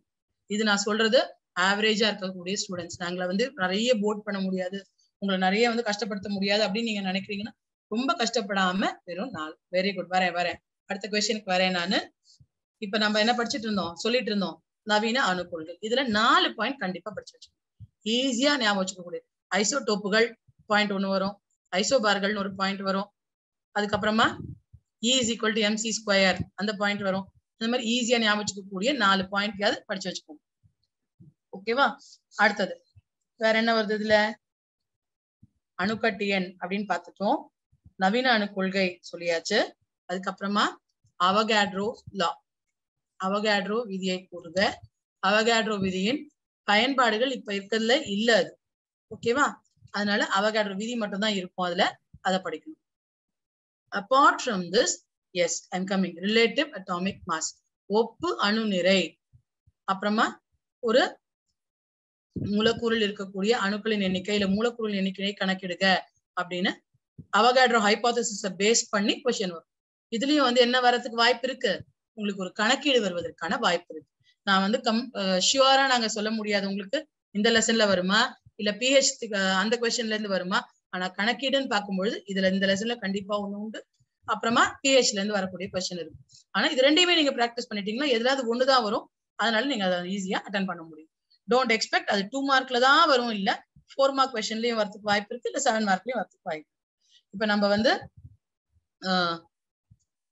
2 மார்க்ஸ் பத்தி சொல்லிட்டு இருந்தோமா லெசன். இந்த லெசன்ல வந்து 2 மார்க் வேற என்னென்ன வரும்? கணக்கீடுகள். இந்த கணக்கீடுகள் கண்டிப்பா வந்து 4 மார்க் கணக்கா வரவே வராது, 2 மார்க் கணக்கா மட்டும்தான் வரும். 1 2 மார்க். எத்தனை क्वेश्चन வரும் 2 மார்க்ஸ் நம்ம பார்த்தோம்? 7 questions வரும். அதுல ஒண்ணு வரதுக்கு வாய்ப்பு இருக்கு. அதுக்கப்புறமா நம்மளுக்கு எத்தனை 4 மார்க்ஸ் क्वेश्चन இருக்கு? 7 4 மார்க் questions இருக்கு. அதுலயும் வரதுக்கான சான்சஸ் இருக்கு. ஆனா அதனுடைய மார்க் எவ்வளவு இருக்கும்? 2 மார்க்குக்கு மேல அந்த क्वेश्चन கேட்க மாட்டாங்க. பிஹெச் கணக்கா இருந்தாலும் சரி, இல்ல வந்து இந்த என்ன சொல்றது மூலக்கூறுகளின் எண்ணிக்கையை கணக்கிடு, மோல்களின் எண்ணிக்கையை கணக்கிடு, ஒப்பு அணு நிறையை கணக்கிடு, relative atomic mass or calculate the number of molecules, calculate the number of moles, இது எதுவா இருந்தாலுமே this will carry only 2 marks. This will come only under 2 marks. அது 4 மார்க்ல இருக்கிற ஒரு பார்ட் क्वेश्चन இருக்கலாம், இல்ல 2 மார்க்ல இருக்கக்கூடிய ஒரு क्वेश्चन இருக்கலாம். ஓகேவா? So in this lesson what all things you are going to learn? இன்னும் அந்த லெசனுக்கு நம்ம போல, அதுக்கப்புறமா நெக்ஸ்ட் லெசன் வரேன் நான். ஸோ இந்த லெசன்ல அட்டாமிசிட்டி பார்த்துப்பீங்க, தட் இஸ் அணுக்கட்டு எண் படிச்சுப்பீங்க. அதுக்கப்புறமா நவீன அணு கொள்கை மாடர்ன் அட்டாமிக் தியரி படிப்பீங்க. அதுக்கப்புறமா கணக்கீடுகள் நியூமரிக்கல்ஸ். நியூமரிக்கல்ஸ் என்னவா இருக்கணும்?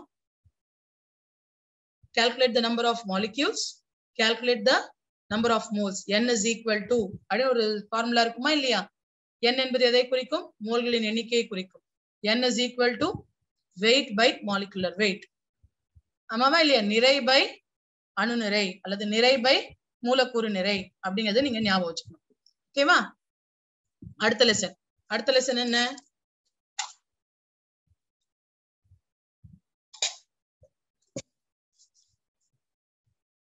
நெக்ஸ்ட் லெசன் என்னன்னு சொல்லுங்க பார்க்கலாம். நெக்ஸ்ட் லெசன் வந்து பீரியாடிக் கிளாசிபிகேஷன். இந்த பீரியாடிக் கிளாசிபிகேஷன்ல பீரியாடிக் லா. ஓகே, தனிமங்களின் வகைப்பாடு, நவீன அட்டவணை. நவீன அட்டவணையினுடைய தனிம அமைப்பு எப்படி இருக்கு, அந்த விதி கேட்பாங்க. பீரியாடிக் லா என்ன கேட்பாங்க? பீரியாடிக் லா. பீரியாடிக் டேபிள், அதுல பீரியாடிக் லா கேட்பாங்க. அதுக்கப்புறமா வேற என்னெல்லாம் இந்த லெசன்ல இருக்கிறவங்க தெரியுமா? ப்ராப்பர்ட்டிஸ். Very good. உலோகங்களினுடைய பண்புகள், உலோகங்களுடைய பண்புகள். அப்புறமா உலோக கலவைகள்.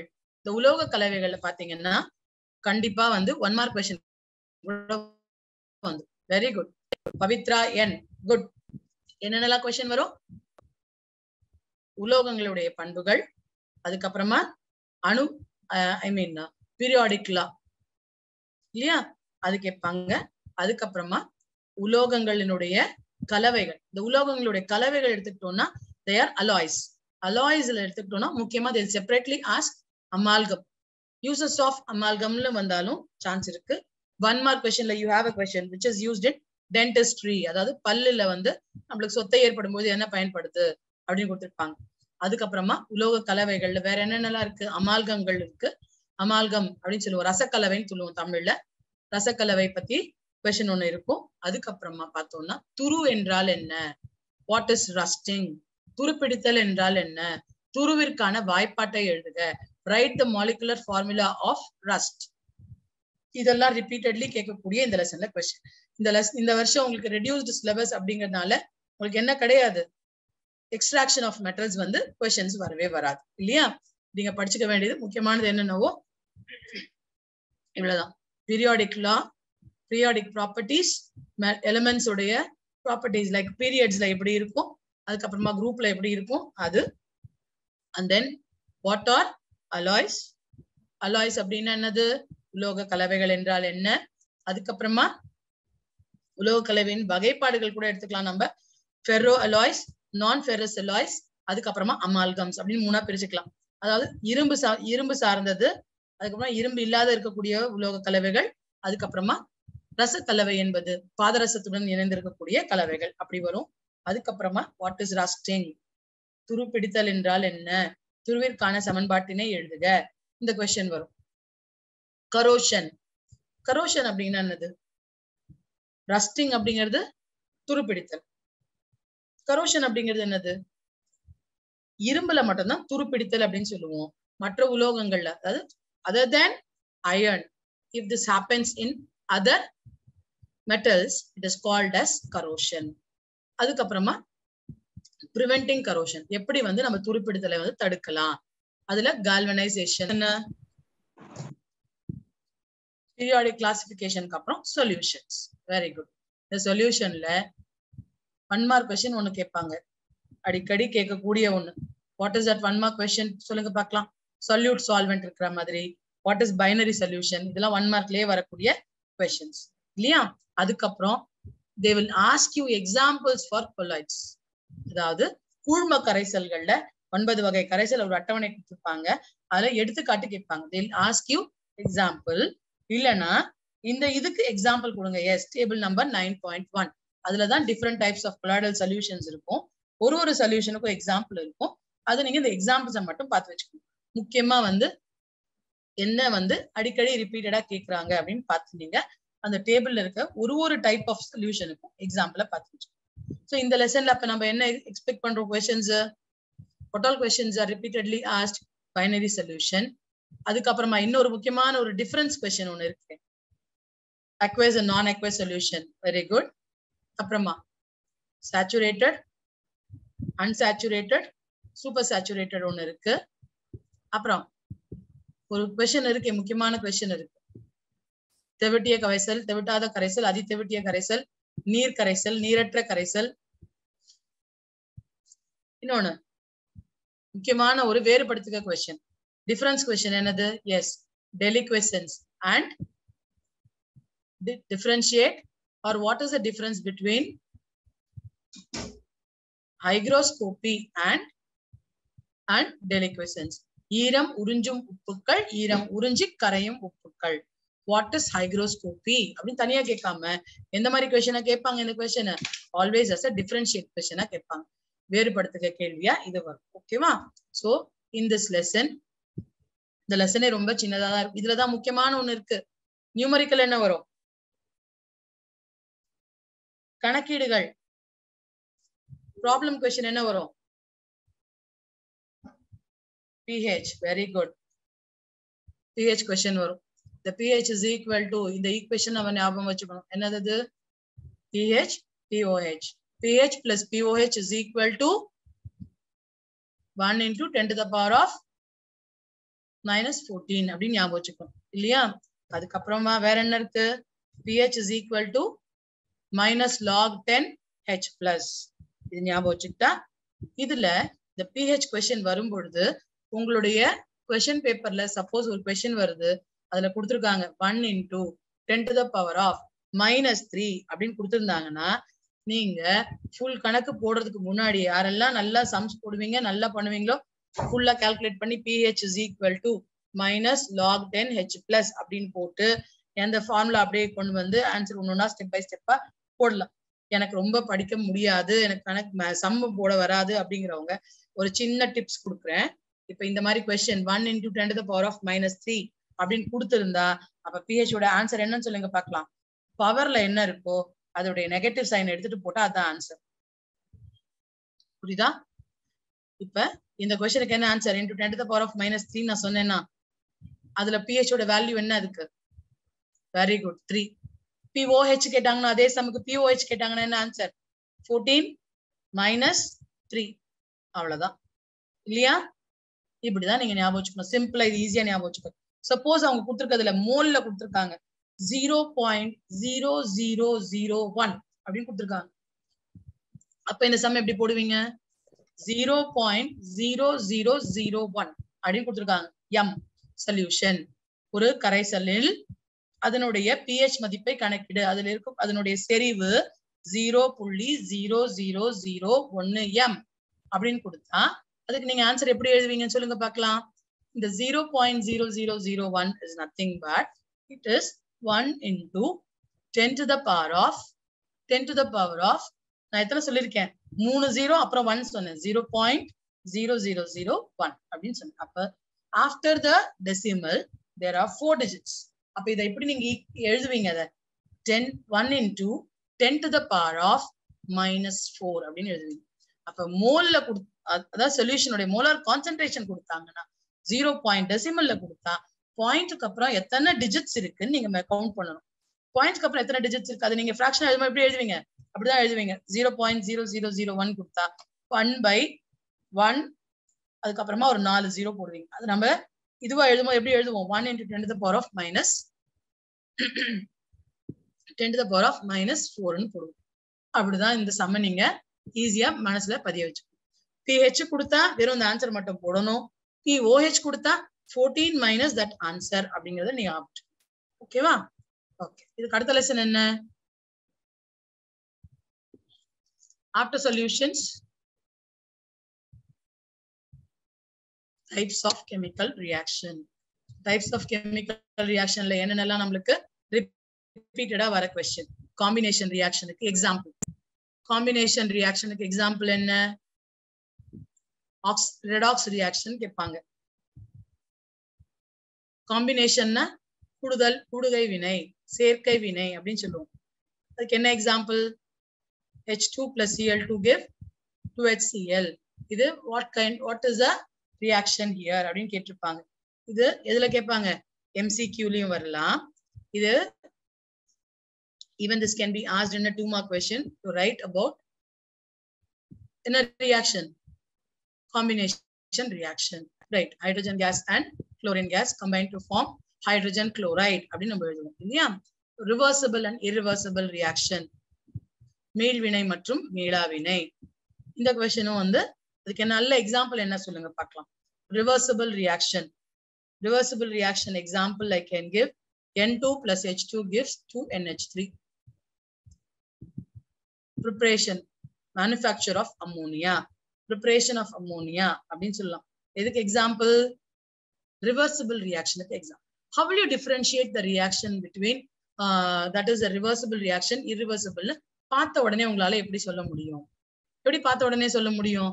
ரியாக்ஷன் ரிவர்சிபிளா இரிவர்சிபிள்னா அந்த ஈக்குவேஷன்ல ஒரு சிங்கிள் ஹெட்டட் ஆரோ இருந்தா அது இர்ரிவர்சிபிள் ரியாக்ஷன், மீளா வினை. அதுவே அந்த ரியாக்ஷனுடைய ஈக்குவேஷன்ல டபுள் ஹெட்டட் ஆரோ, இப்படி ஒரு ஆரோ இப்படி ஒரு ஆரோ இருந்தா it is reversible reaction. What is reversible reaction?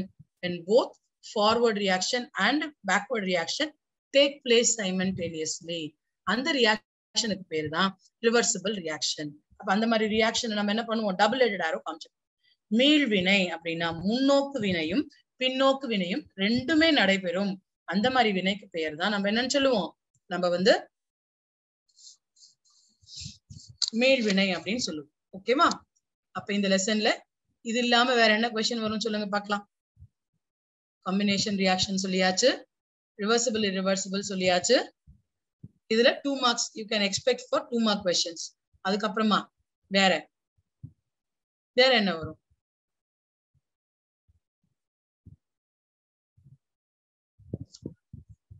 exothermic endothermic reaction.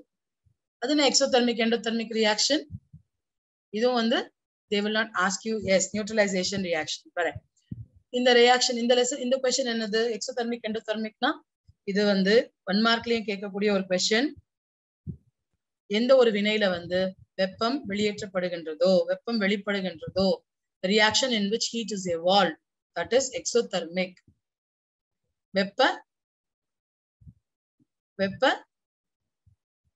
என்ன வினை? யாரும் தமிழ் மீடியம் இல்லையா? exothermic.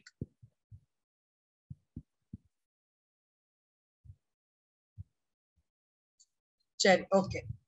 எல்லாமே இங்கிலீஷ் மீடியம் ஸ்டூடெண்ட்ஸ் தான் இருக்கீங்களா? Okay. liberates the heat. correct. okay, when the heat is liberated. very good. so இந்த question வந்து ஈக்குவேஷனை கொடுத்துட்டு ஐடென்டிஃபை பண்ண சொல்லுவாங்க. எப்படி ஈக்குவேஷனை கொடுத்துட்டு, for example இந்த reactant side product side இருக்கு இல்லையா, அந்த ஈக்குவேஷன்ல எதுல வந்து ஹீட் இருக்குன்னு பாத்தீங்கன்னா அதை வச்சு நீங்க கண்டுபிடிக்க முடியும். அந்த மாதிரி கொஸ்டின் வந்து கேட்பாங்க. ஓகே. அதுக்கப்புறமா அமிலத்திற்கும் காரத்திற்கும் நடைபெறும் வினை. இந்த வினையில உருவாகக்கூடியது ஒரு உப்பு. இந்த வினைக்கு பெயர் தான் என்னது? நடுநிலை ஆக்கல் வினை. reaction between acid and a salt and a base to form salt is called as neutralization reaction. so இதுவும் வந்து ஒரு 2 markல வரக்கூடிய ஒரு question. இதுதான் வந்து இந்த லெசன்ல முக்கியமான question. combination reaction, அதுக்கப்புறமா decomposition reaction, neutralization reaction, exothermic endothermic, இதெல்லாம் முக்கியமான இந்த பாடத்துல இருக்கக்கூடிய questions. okay, what is the next lesson? carbon compounds. இந்த carbon compoundsல என்னென்ன questionலாம் வரும் அப்படின்னு பார்த்தோம்னா, reason and assertion இதுல நிறைய கேட்பாங்க. அடிக்கடி கேட்டிருக்கக்கூடிய questions இருக்கு. structural formula, எதோட structural formula எல்லாம் கேட்பாங்க? isomeric இருக்கக்கூடியதா கேட்பாங்க. what is homologous series? படிவரிசை என்றால் என்ன? 3 முக்கியமான படிவரிசை, 3 important homologous series இந்த லெசன்ல நீங்க என்னென்ன படிப்பீங்க? alkane, alkene and alkyne. இது 3 படிச்சிருப்பீங்க. இந்த 3த்துல அதுக்கப்புறமா derivatives of organic compounds. என்னென்ன derivatives படிப்பீங்க இதுல?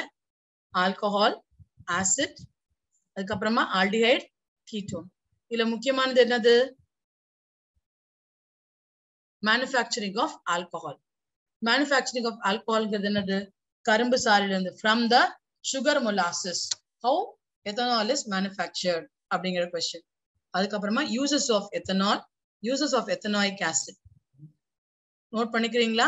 இந்த லெசன்ல முக்கியமா manufacture of ethanol, uses of ethanol, uses of ethanoic acid. அதுக்கப்புறமா structural formula எப்படிலாம் கேட்பாங்க? கொடுத்துட்டு chemical properties of ethanol. அதுல 1 or 2 questions தான் வந்து ப்ராப்பர்ட்டிஸ்ல இருந்து வரும். முக்கியமா யூசஸ் நல்லா படிச்சு வச்சுக்கோங்க. ஓகேவா? தென் வேற என்ன இருக்கு இந்த லெசன்ல? ஃபார்முலா கொடுத்துட்டு அதற்கான ஸ்ட்ரக்சரல் ஃபார்முலா எழுத சொல்றது. C4H10O அப்படின்னு கொடுத்துருப்பாங்க. இந்த C4H10O அப்படிங்கிறது என்ன, அதுக்கு என்னென்ன காம்பவுண்ட்ஸ் இருக்கு அப்படின்னு எழுத சொல்லுவாங்க. என்னென்ன காம்பவுண்ட்ஸ் வரும்? C4H10O 2 டெரிவேட்டிவ்ஸ் நம்ம அதுக்கு எழுதலாம். சிம்பிள் டெரிவேட்டிவ் C4H10O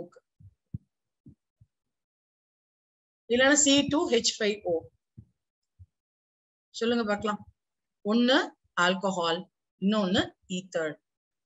CH3OCH3, இன்னொன்னு C2H5OH இல்லையா? சோ இந்த கொஸ்டினும் அப்பப்போ வரக்கூடிய ஒரு கொஸ்டின். அடுத்தது இங்க ஒரு ஸ்டூடெண்ட் சொல்லியிருக்காங்க esterification. What is esterification and what are the uses of ester? இது எங்க வரும்னா ப்ராப்பர்ட்டிஸ் ஆஃப் ஆசிட் அதுல வரும். இந்த வருமா வராதா? என்ன எஸ்டரிஃபிகேஷன் என்ன சொல்லுங்க பார்க்கலாம். எஸ்டர் ஆக்கல் வினை அப்படின்னு சொல்லுவோம் தமிழ்ல. அமிலமும் ஒரு ஆல்கஹாலும் சேர்ந்து வினை புரியும் பொழுது கிடைக்கக்கூடிய சேர்மம் தான் எஸ்டர். இந்த எஸ்டருக்கு நறுமணம் உண்டு, அதனால அது இதுல பயன்படுத்துவாங்க. they are used for making esters have nice odor. இந்த பாயிண்ட் நீங்க இவ்வளவுதான் இந்த லெசன்ல. இந்த லெசன் நம்பர் 12ல எடுத்துக்கிட்டோம்னா என்னென்னலாம் முக்கியமானதுன்னு பார்க்கலாம். நம்ம வெரி வெரி இம்பார்ட்டன்ட் கொஸ்டின் வந்து பார்த்தோம்னா வாட் இஸ் போட்டோசிந்தசிஸ். நீங்க இதை விட்டுடுங்க, எனக்கு கண்டினியூட்டிக்காக நான் டக்குனு இதுல பாத்துக்கிறேன். நானு வாட் இஸ் போட்டோசிந்தசிஸ் கொஸ்டின், நான் ஐ வாஸ் திங்கிங் எல்லாம் தமிழ் மீடியம் நிறைய இருப்பாங்கன்னு நினைச்சு நான் இதை போட்டுட்டேன். நான் இல்லைன்னா அதை வச்சு ரெடி பண்ணிருப்பேன் நானு. ஓகே, இப்ப இதுல பாத்தீங்கன்னா வந்து ஃபர்ஸ்ட் வந்து வெரி வெரி இம்பார்ட்டன்ட் கணிகங்கள் அப்படின்னு ஒண்ணு போட்டிருக்கேன் இல்லையா? வாட் இஸ் தட் தெரியுமா? இங்க தமிழ்ல வேற இருக்கீங்களா? ஃபைல் காட்டுது, பிடிஎஃப் ஃபைல் காட்டுது, அதுல ஓபன் ஆனது காட்டல. ஓபன் ஆனது காட்டலையா? நான் ஓபன் பண்ணிருக்கேன், ஒரு நிமிஷம். இல்ல, அந்த பிடிஎஃப் அந்த ஒரு 5 ஃபைல் காட்டுது. அப்படியா? திரும்பி வரேன் மிஸ், ஒரே நிமிஷம் மிஸ்.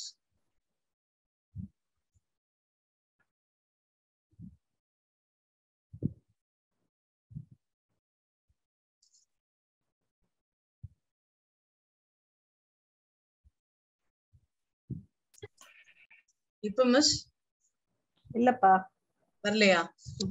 சரி பரவாயில்ல, விடுங்க, நான் அப்படியே சரி. சொல்லிட்டேன். ஆமா, நீங்க அப்படியே சொல்லிடுங்க. நீங்க ஏற்கனவே எப்படி சொல்லிருக்கீங்களோ அதே மாதிரி. குளோரோபிளாஸ்ட், குரோமோபிளாஸ்ட், லியூகோபிளாஸ்ட் அப்படின்னு ஒண்ணு இருக்கும் இல்லையா? அதுல முக்கியமா குளோரோபிளாஸ்ட் வந்து நீங்க இத டயக்ராமேட்டிக் क्वेश्चन வரதுக்கு சான்ஸ் இருக்கு. க்ளோஸ் பண்ணிட்டு நீங்க மெயின் ஸ்கிரீன் கொண்டு மெயின் ஸ்கிரீன் பண்ணவா? இத க்ளோஸ் பண்ணிடுங்க. எனக்கு யோசிச்சு ஒண்ணுனா பண்றதுக்கு கடகடன் இத பார்த்து சொல்லிட்டே வரலாம்னு பார்த்தேன். சரி, ஓகே ஓகே, அதுக்கு தான் வச்சிருக்கேன். Okay right. ஓகே, நெக்ஸ்ட் வந்து போட்டோசிந்தசிஸ் क्वेश्चन வந்து ரிப்பீட்டடா கேக்குற ஒரு question. Photosynthesis, what is photosynthesis வரும். அதுக்கு அப்புறமா you will get equation, write the equation of photosynthesis அப்படின்னு ஒரு क्वेश्चन வரும். அது நீங்க அதுக்கு அப்புறமா வந்து பார்த்தோம்னா நம்ம டைப்ஸ் ஆஃப் ரெஸ்பிரேஷன். இந்த क्वेश्चन பாத்தீங்கன்னா டிஃபரன்ஷியேட் क्वेश्चनல கண்டிப்பா வரும்.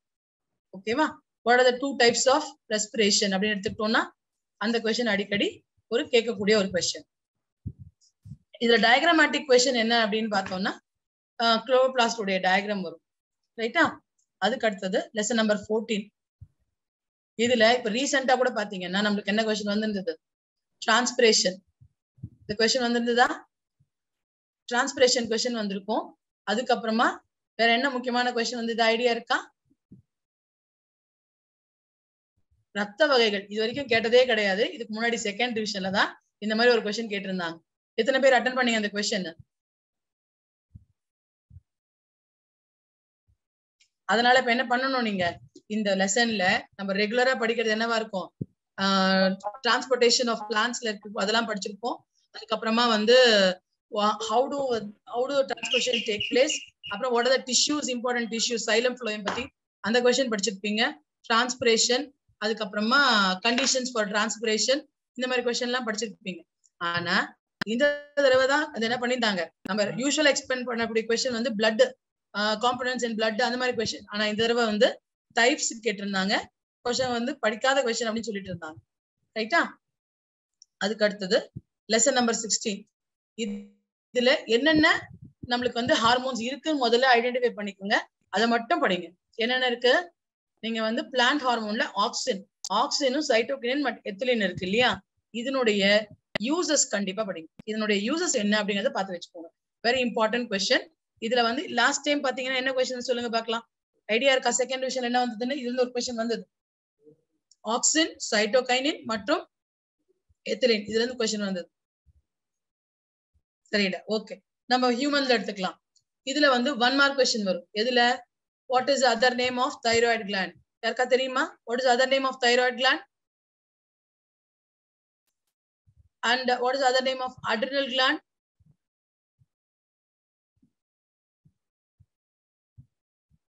thymus. அப்ப என்ன பண்ணணும், நீங்க இதோடைய முக்கியமான யூசஸ் என்ன அப்படிங்கறத கண்டிப்பா பார்த்து வச்சுக்கணும். நிறைய படிக்க வேண்டாம், எல்லாத்துக்குமே மினிமம் 2 பாயிண்ட்ஸ். பிட்யூட்டரி கிளாண்ட்னா அதோடைய யூசேஜ் என்ன, அது எதுக்கு எவ்வளவு இம்பார்ட்டன்ட், ஏன் இம்பார்ட்டன்ட், அந்த 2 பாயிண்ட்ஸ் படிச்சுக்கோங்க. தைராய்டு கிளாண்டோடைய இம்பார்ட்டன்ஸ் என்ன? அட்ரினல்.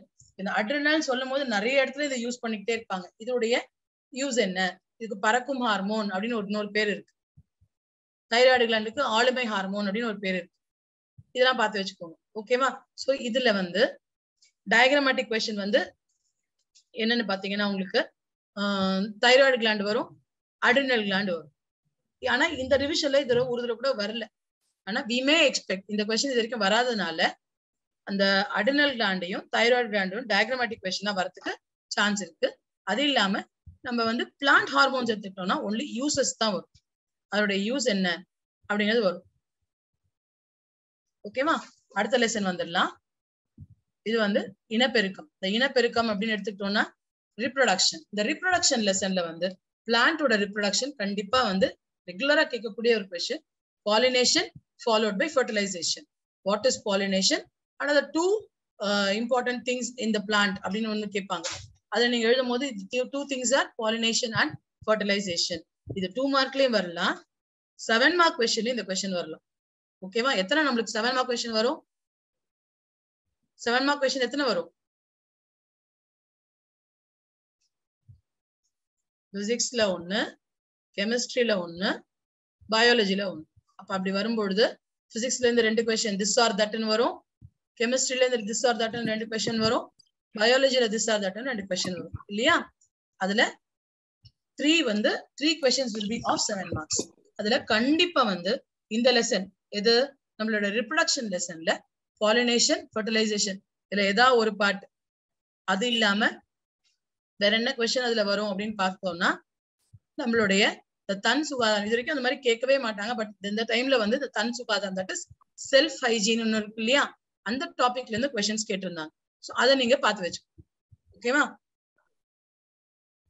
அடுத்தது மரபியல், தட் இஸ் ஹெரிடிட்டி. இந்த லெசன்ல என்ன கொஸ்டின் வருது ரெகுலரா? 1 மார்க்ல ரெகுலரா கேட்கக்கூடிய கொஸ்டின்ஸும் இருக்கு இந்த லெசன்ல. இதுல 1 மார்க் உண்டு, 2 மார்க் உண்டு, 7 மார்க்ல கொஸ்டின்ஸ் வரதுக்கும் சான்சஸ் இருக்கு இதுல. லெசன் நம்பர் 18ல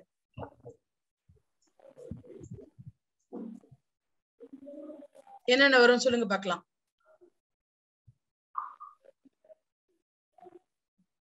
தெரியலையா? என்னென்ன கொஸ்டின் வரும்? அவ்வளவுதான். we are going to come to a conclusion. என்னென்ன முக்கியமானது அப்படிங்கறது நம்ம பாத்துக்கலாம். இந்த லெசன்ல ஒரு பண்பு கலப்பு, அது என்னது ஒரு பண்பு கலப்பு? டால் வெர்சஸ் டுவார்ஃப். என்ன சொல்லுவோம் அதுக்கு?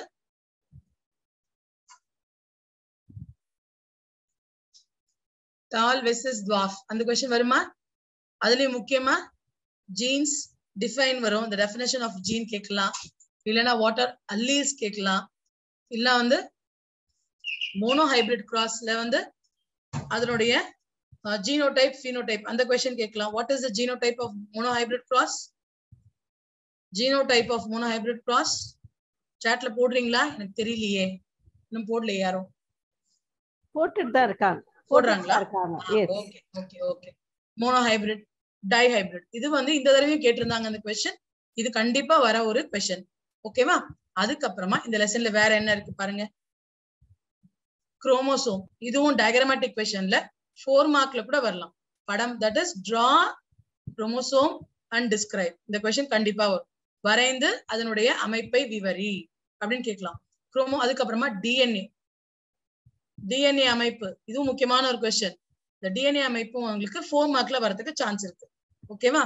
அது இல்லாம இதுல வந்து அந்த பாலின நிர்ணயம் சொல்றோம் இல்லையா, how to determine the sex hormone, which one sex chromosome, which is a sex chromosome and how does it determine. இது வந்து ஒரு ரீசனிங் கொஸ்டின் மாதிரி உங்களுக்கு கேட்பாங்க. அது இப்ப ரீசெண்டாவும் அந்த கொஸ்டின் பேப்பர்ல அந்த கொஸ்டின் வந்துருக்கு இல்லையா? சோ அப்ப நீங்க இதுல என்னன்னா வாட் இஸ் கேரியோடைப், இது 2 மார்க்ல வரும்.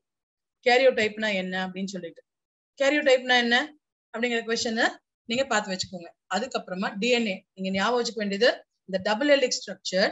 இந்த டபுள் ஹெலிக்ஸ் ஸ்ட்ரக்சர் எப்படி ஈஸியா ஞாபகம் வச்சுக்கலாம்? அட் ஜிசி அப்படின்னு ஞாபகம் வச்சுக்கோங்க. What is at? அட் அப்படின்னா என்னது? ஏன்னா அடினைன், தீனா தயமைன். அதுக்கப்புறமா இது வந்து குவானைன், சைட்டோசின். எது எதனோட பேர் ஆகும் அப்படிங்கறத நீங்க ஞாபகம் வச்சுக்கிறதுக்கு ஈஸியா அட் ஜிசி அப்படின்னு ஞாபகம் வச்சுக்கோங்க. ஓகேவா? அப்ப இந்த லெசன் நம்பர் 18 ஹெரிடிட்டில வந்து monohybrid cross, dihybrid cross. இது நீங்க ஃபுல்லா மோனோ ஹைபிரிட் வந்து ஃபுல்லா 4 மார்க்ஸ்ல கூட கேட்கறதுக்கு சான்ஸ் இருக்கு. நீங்க அந்த போட வேண்டியிருக்கும் இல்லையா, அந்த செக்கர் போர்டு போடுவீங்க. 1:2:1 போடுவீங்க இல்லையா, அந்த செக்கர் போர்டு. அந்த கொஸ்டின் வரதுக்கு சான்சஸ் இருக்கு.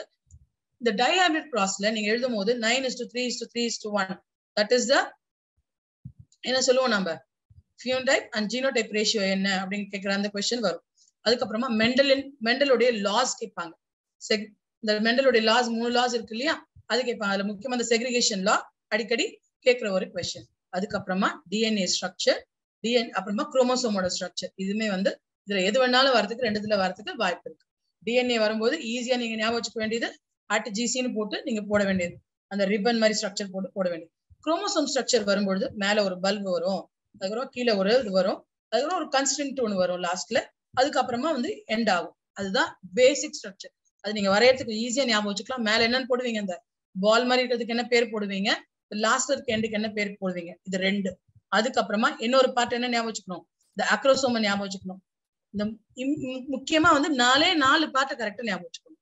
நீங்க நேமிங் த பார்ட்ஸ் பண்ணும்போது என்ன ஒரு டயக்ராமா இருந்தாலும் 4 பார்ட்ஸ் மட்டும் ஞாபகம் வச்சுக்கோங்க. ஓகேவா? அதுக்கு அடுத்தது உயிரின தோற்றமும் பரிணாமம். இதுல வந்து 2 மார்க் இல்ல 4 மார்க் கேள்வி. 2 மார்க்ல வந்தா என்ன வரும் அப்படின்னா, ஜஸ்ட் எக்ஸ்கியூஸ்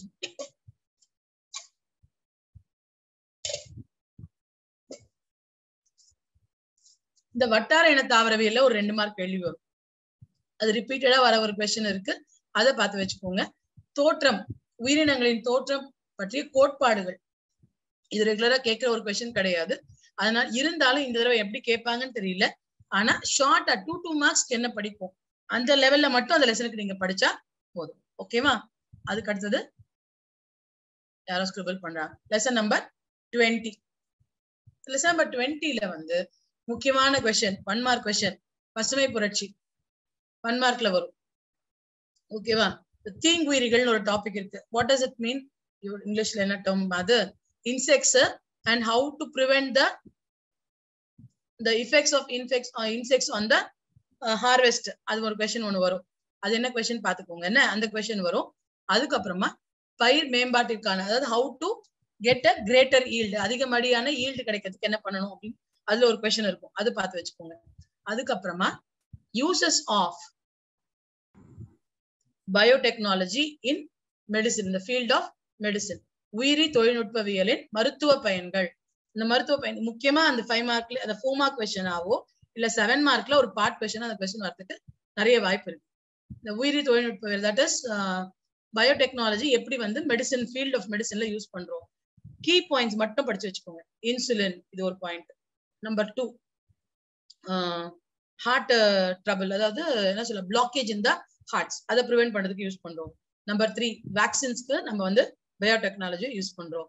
அதுக்கப்புறமா வேற என்னென்ன பாயிண்ட்ஸ், முக்கியமான பாயிண்ட்ஸ் ஒரு 5 பாயிண்ட்ஸ் வந்து இந்த லெசன், இந்த கொஸ்டினுக்கு மட்டும் கீ பாயிண்ட் மட்டும் ஞாபகம் வச்சுக்கிட்டீங்கன்னா நீங்க டெவலப் பண்ணிட முடியும். இன்சுலின் சொல்லும் போது it is used in the manufacturing of insulin to reduce what, diabetics அப்படிங்கிற ஒரு பாயிண்ட் நீங்க எழுதலாம். Creating or manufacturing vaccines for rabies and இன்னொன்னு இருக்கே, வாட் இஸ் அதர் டிசீஸ், ஹெப்படைட்டிஸ்க்கும் ராபிஸ்க்கும் வேக்சின் கிரியேட் பண்றதுக்கு யூஸ் பண்றாங்க. And then to dissolve the blocks inside the blood vessels, இதுதான் ஹார்ட்டோடைய ட்ரபிள் வந்து ப்ரிவென்ட் பண்றதுக்கு. நம்பர் 4 வந்து பாத்தீங்கன்னா வந்து ஹீமோஃபிலியா. ஹீமோஃபிலியாங்கிறது என்னது, that is nothing but which the blood does not clot அப்படின்னு ஒரு இது ஞாபகம் வச்சுக்கணும். நீங்க the blood clot ஆகாம இருக்கிறதுக்கு என்ன காரணம், அதுக்கான மெடிசன் கிரியேட் பண்றதுக்கு இந்த பயோடெக்னாலஜி யூஸ் ஆகுது அப்படிங்கறது ஞாபகம். ஒரு இது எல்லாமே வெறும் 4 வேர்டுனே நீங்க ஞாபகம் வச்சுக்கணும். இன்சுலின், அதுக்கப்புறமா பிளாக்கேஜ், அதுக்கப்புறமா வந்து ஹீமோஃபிலியா, ராபிஸ், ஹெப்படைட்டிஸ், அவ்வளவுதான். இது ஒரு 4 மார்க் கொஸ்டின்ல வரக்கூடிய ஒரு கொஸ்டின்.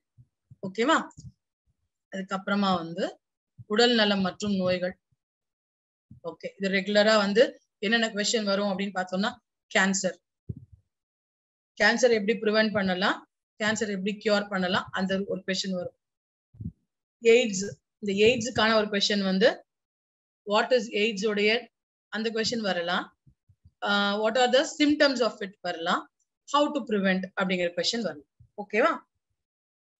அதுக்கப்புறமா alcoholism, how to prevent alcoholism.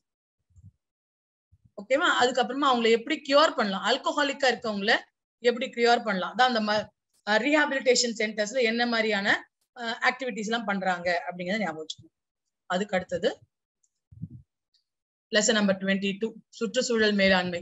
இதுல ரிப்பீட்டடா வந்து என்ன கொஸ்டின் நம்ம எதிர்பார்க்கலாம் அப்படின்னு பாத்தீங்கன்னா, இந்த ஓத ஆற்றல் அப்படின்னு ஒண்ணு கொடுத்திருக்காங்க. What is it in English? I'll tell you. அதுக்கப்புறமா ரெயின் வாட்டர் ஹார்வெஸ்டிங். மிஸ் சொல்லுங்க. Tidal energy. Rain water harvesting.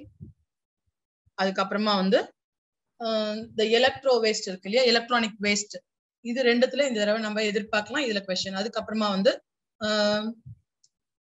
What is it நான் கன்வென்ஷனல் இல்லைன்னா இன்கன்வென்ஷனல் அப்படின்னு சொல்லுவோம் இல்லையா, அந்த மாதிரியான எனர்ஜி என்னென்ன, அதனுடைய சோர்சஸ் என்னென்ன, அந்த கொஸ்டின். இவ்வளவுதான் முக்கியமான இந்த லெசன்ல இருக்கக்கூடியது. ரிவர்சிபிள், அதாவது ரெனியூவபிள் அண்ட் நான் ரெனியூவபிள் ரிசோர்சஸ், அந்த மாதிரி இந்த பேஸ் வச்சுதான் இந்த கொஸ்டின், இந்த லெசன்ல கொஸ்டின்ஸ் வரும். இது ரொம்ப சிம்பிள், ஒரு தடவை நீங்க கோ த்ரூ பண்ணாலே ஞாபகம் வச்சுக்கலாம். அதாவது what are all the natural resources, what are all renewable, what are all நான் renewable, and what R conventional and நான் கன்வென்ஷனல். அதுக்கப்புறமா how to use hydration energy, அதுக்கப்புறமா ரெயின் வாட்டர் ஹார்வெஸ்டிங். லாஸ்ட்லி வந்து மின்னணு கழிவுகள் அப்படின்னு சொல்லக்கூடிய அந்த எலக்ட்ரானிக் வேஸ்ட், இதை எப்படி நம்ம வந்து கரெக்டா மேனேஜ் பண்ணலாம், how to manage the electronic waste, அதுதான் முக்கியமா இருக்கக்கூடிய ஒரு கொஸ்டினா இருக்கும். இந்த லெசன்ல நீங்க எல்லாமே வந்து எதிர்பார்க்கறது என்னவா இருக்கலாம், 2 மார்க்கா இருக்கும், இல்லைன்னா 4 மார்க்கா இருக்கும். 1 மார்க் கொஸ்டின் இதுல ரொம்ப வரதில்ல. ஒரே ஒரு கொஸ்டின் எதுல வரும்னு பாத்தீங்கன்னா, இந்த ரெனியூவபிள் அண்ட் நான் ரெனியூவபிள் கொஸ்டின் வந்து உங்களுக்கு அது வந்து 1 மார்க்ல வரதுக்கு சான்சஸ் இருக்கு. அவ்வளவுதான். This is all about our lessons. இப்போ நீங்க நம்ம வந்து 12 1 மார்க் கொஸ்டின்ஸ் ப்ரிப்பேர் பண்ணணும், 7 2 mark question, 7 4 mark question and 3 7 mark questions நம்ம ப்ரிப்பேர் பண்ணணும். ஓகேவா? So we have almost gone through all the lessons in the syllabus now.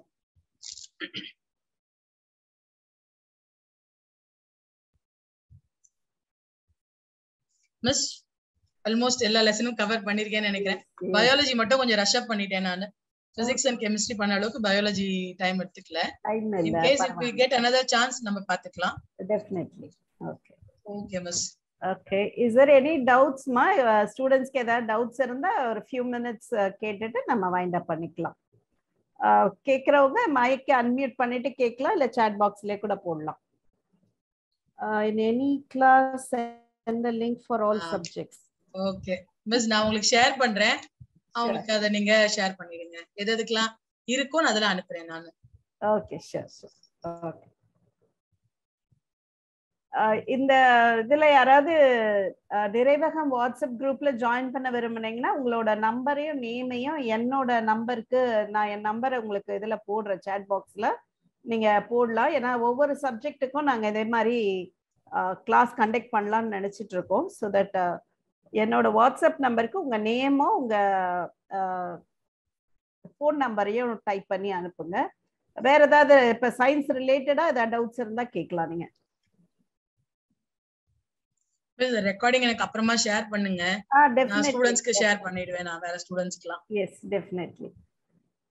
Important diagrams பிசிக்ஸ்ல பார்த்தோம்னா சர்க்யூட் டயகிராம் மட்டும்தான், கெமிஸ்ட்ரியில டயக்ராமேட்டிக் கொஸ்டின்ஸ் கிடையாது. பயாலஜிலின்னு வரும்போது நம்ம லெசன் வைஸ் என்னென்ன வரும்னு பார்த்துப்போம். நம்ம முக்கியமா வந்து we can expect monocot dicot இருக்கு இல்லையா, அதுல வந்து யூஸ்வலி வந்து ரூட் அதிகமா கேட்கறாங்க, அந்த கொஸ்டின் பார்த்துக்கலாம். மைட்டோகாண்ட்ரியா, அதுக்கப்புறமா வந்து வேற என்ன கொஸ்டின் வரும், ஜைலம் ஃப்ளோயம் உடைய அந்த ஃப்ளோ, அதுக்கான கொஸ்டின் வந்து யூஸ்வலா வரும். இந்த தடவை வருதான்னு தெரியல, அந்த கொஸ்டின் ரிப்பீட்டடா வர கொஸ்டின் அது. அது இல்லாம வந்து நம்ம ரிப்ரொடக்ஷன் லெசன் எடுத்துக்கிட்டோம்னா you can get the right ஓவமோட டயக்ராம் வரலாம். ரிப்ரொடக்ஷன் லெசன்ல வந்து இந்த பாலினேஷன் அதுக்கப்புறம் ஃபர்டிலைசேஷனோட டயக்ராம் வரதுக்கு சான்சஸ் இருக்கு. Then what else, chromosomes, DNA,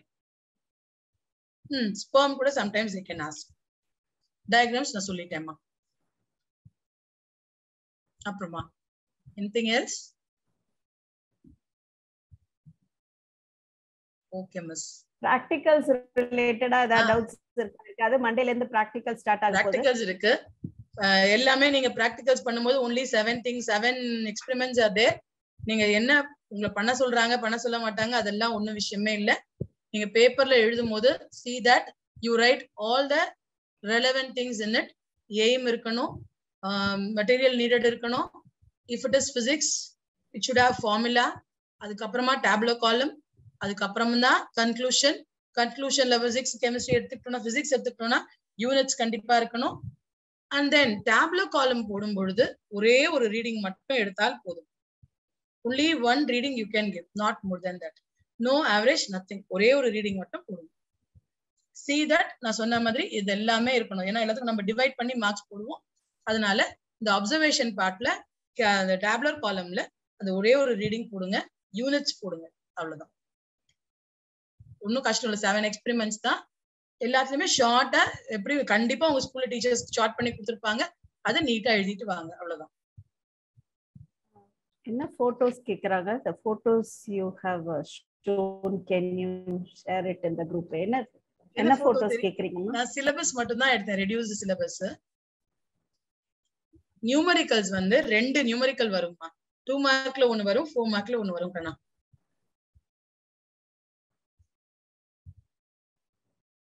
தெரியல அவங்க என்ன கேட்டாங்க போட்டோஸ்னு எனக்கு தெரியல. நான் காமிச்சது வெறும் சிலபஸ் மட்டும் தான் எடுத்தேன். நானு क्वेश्चन பேப்பர்ஸ் தான் எடுத்தேன். நான் நிறைய எடுத்து வச்சிருந்தேன், பட் தமிழ் மீடியமா இருக்கறனால நான் அதை ஓபனே பண்ணல. நம்பர்ஸ் இங்க அனுப்புறீங்க, இதுல அனுப்பாதீங்க. என்னோட நம்பர் நான் உங்களுக்கு ஷேர் பண்ணிருக்கேன், 9444137908. அது அந்த வாட்ஸ்அப் நம்பருக்கு உங்களோட போன் நம்பரும் நேமும் எனக்கு பர்சனலா நீங்க அனுப்புங்க. இங்க ஷேர் பண்ண வேண்டாம் உங்க numbers. Okay right. Okay, I think wind up பண்ணிக்கலாம் நினைக்கிறேன். வேற யாருக்கும் எதுவும் டவுட்ஸ் இல்ல கேட்கலாம். டவுட்ஸ் இருந்ததுன்னா நீங்க கேட்கலாம். otherwise we'll wind up.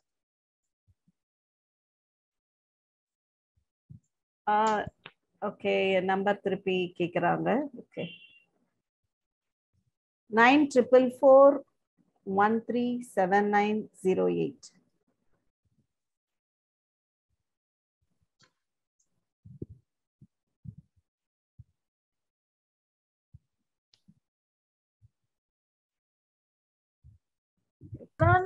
Number சொல்லுங்க மறுபடியும். இங்க போட்டிருக்கேன் பாருங்க, 9444137908. this is my number. so எல்லா சப்ஜெக்ட்டுக்கும் இதே மாதிரி கண்டக்ட் பண்ணலாம்னு இருக்கோம். so if you are interested you can send your number to my WhatsApp number. okay, Shamla மேமோட நம்பர் வேணும்ன்றவங்க எனக்கு பர்சனலா ரெக்வெஸ்ட் கேட்டு நான் உங்களுக்கு நம்பர் கொடுக்குறேன். அவங்களோட பெர்மிஷன் வாங்கிட்டு நான்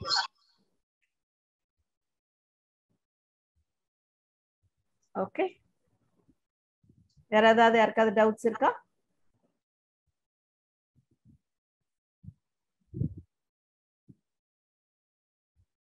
ஓகே, சோ ரொம்ப சந்தோஷம்.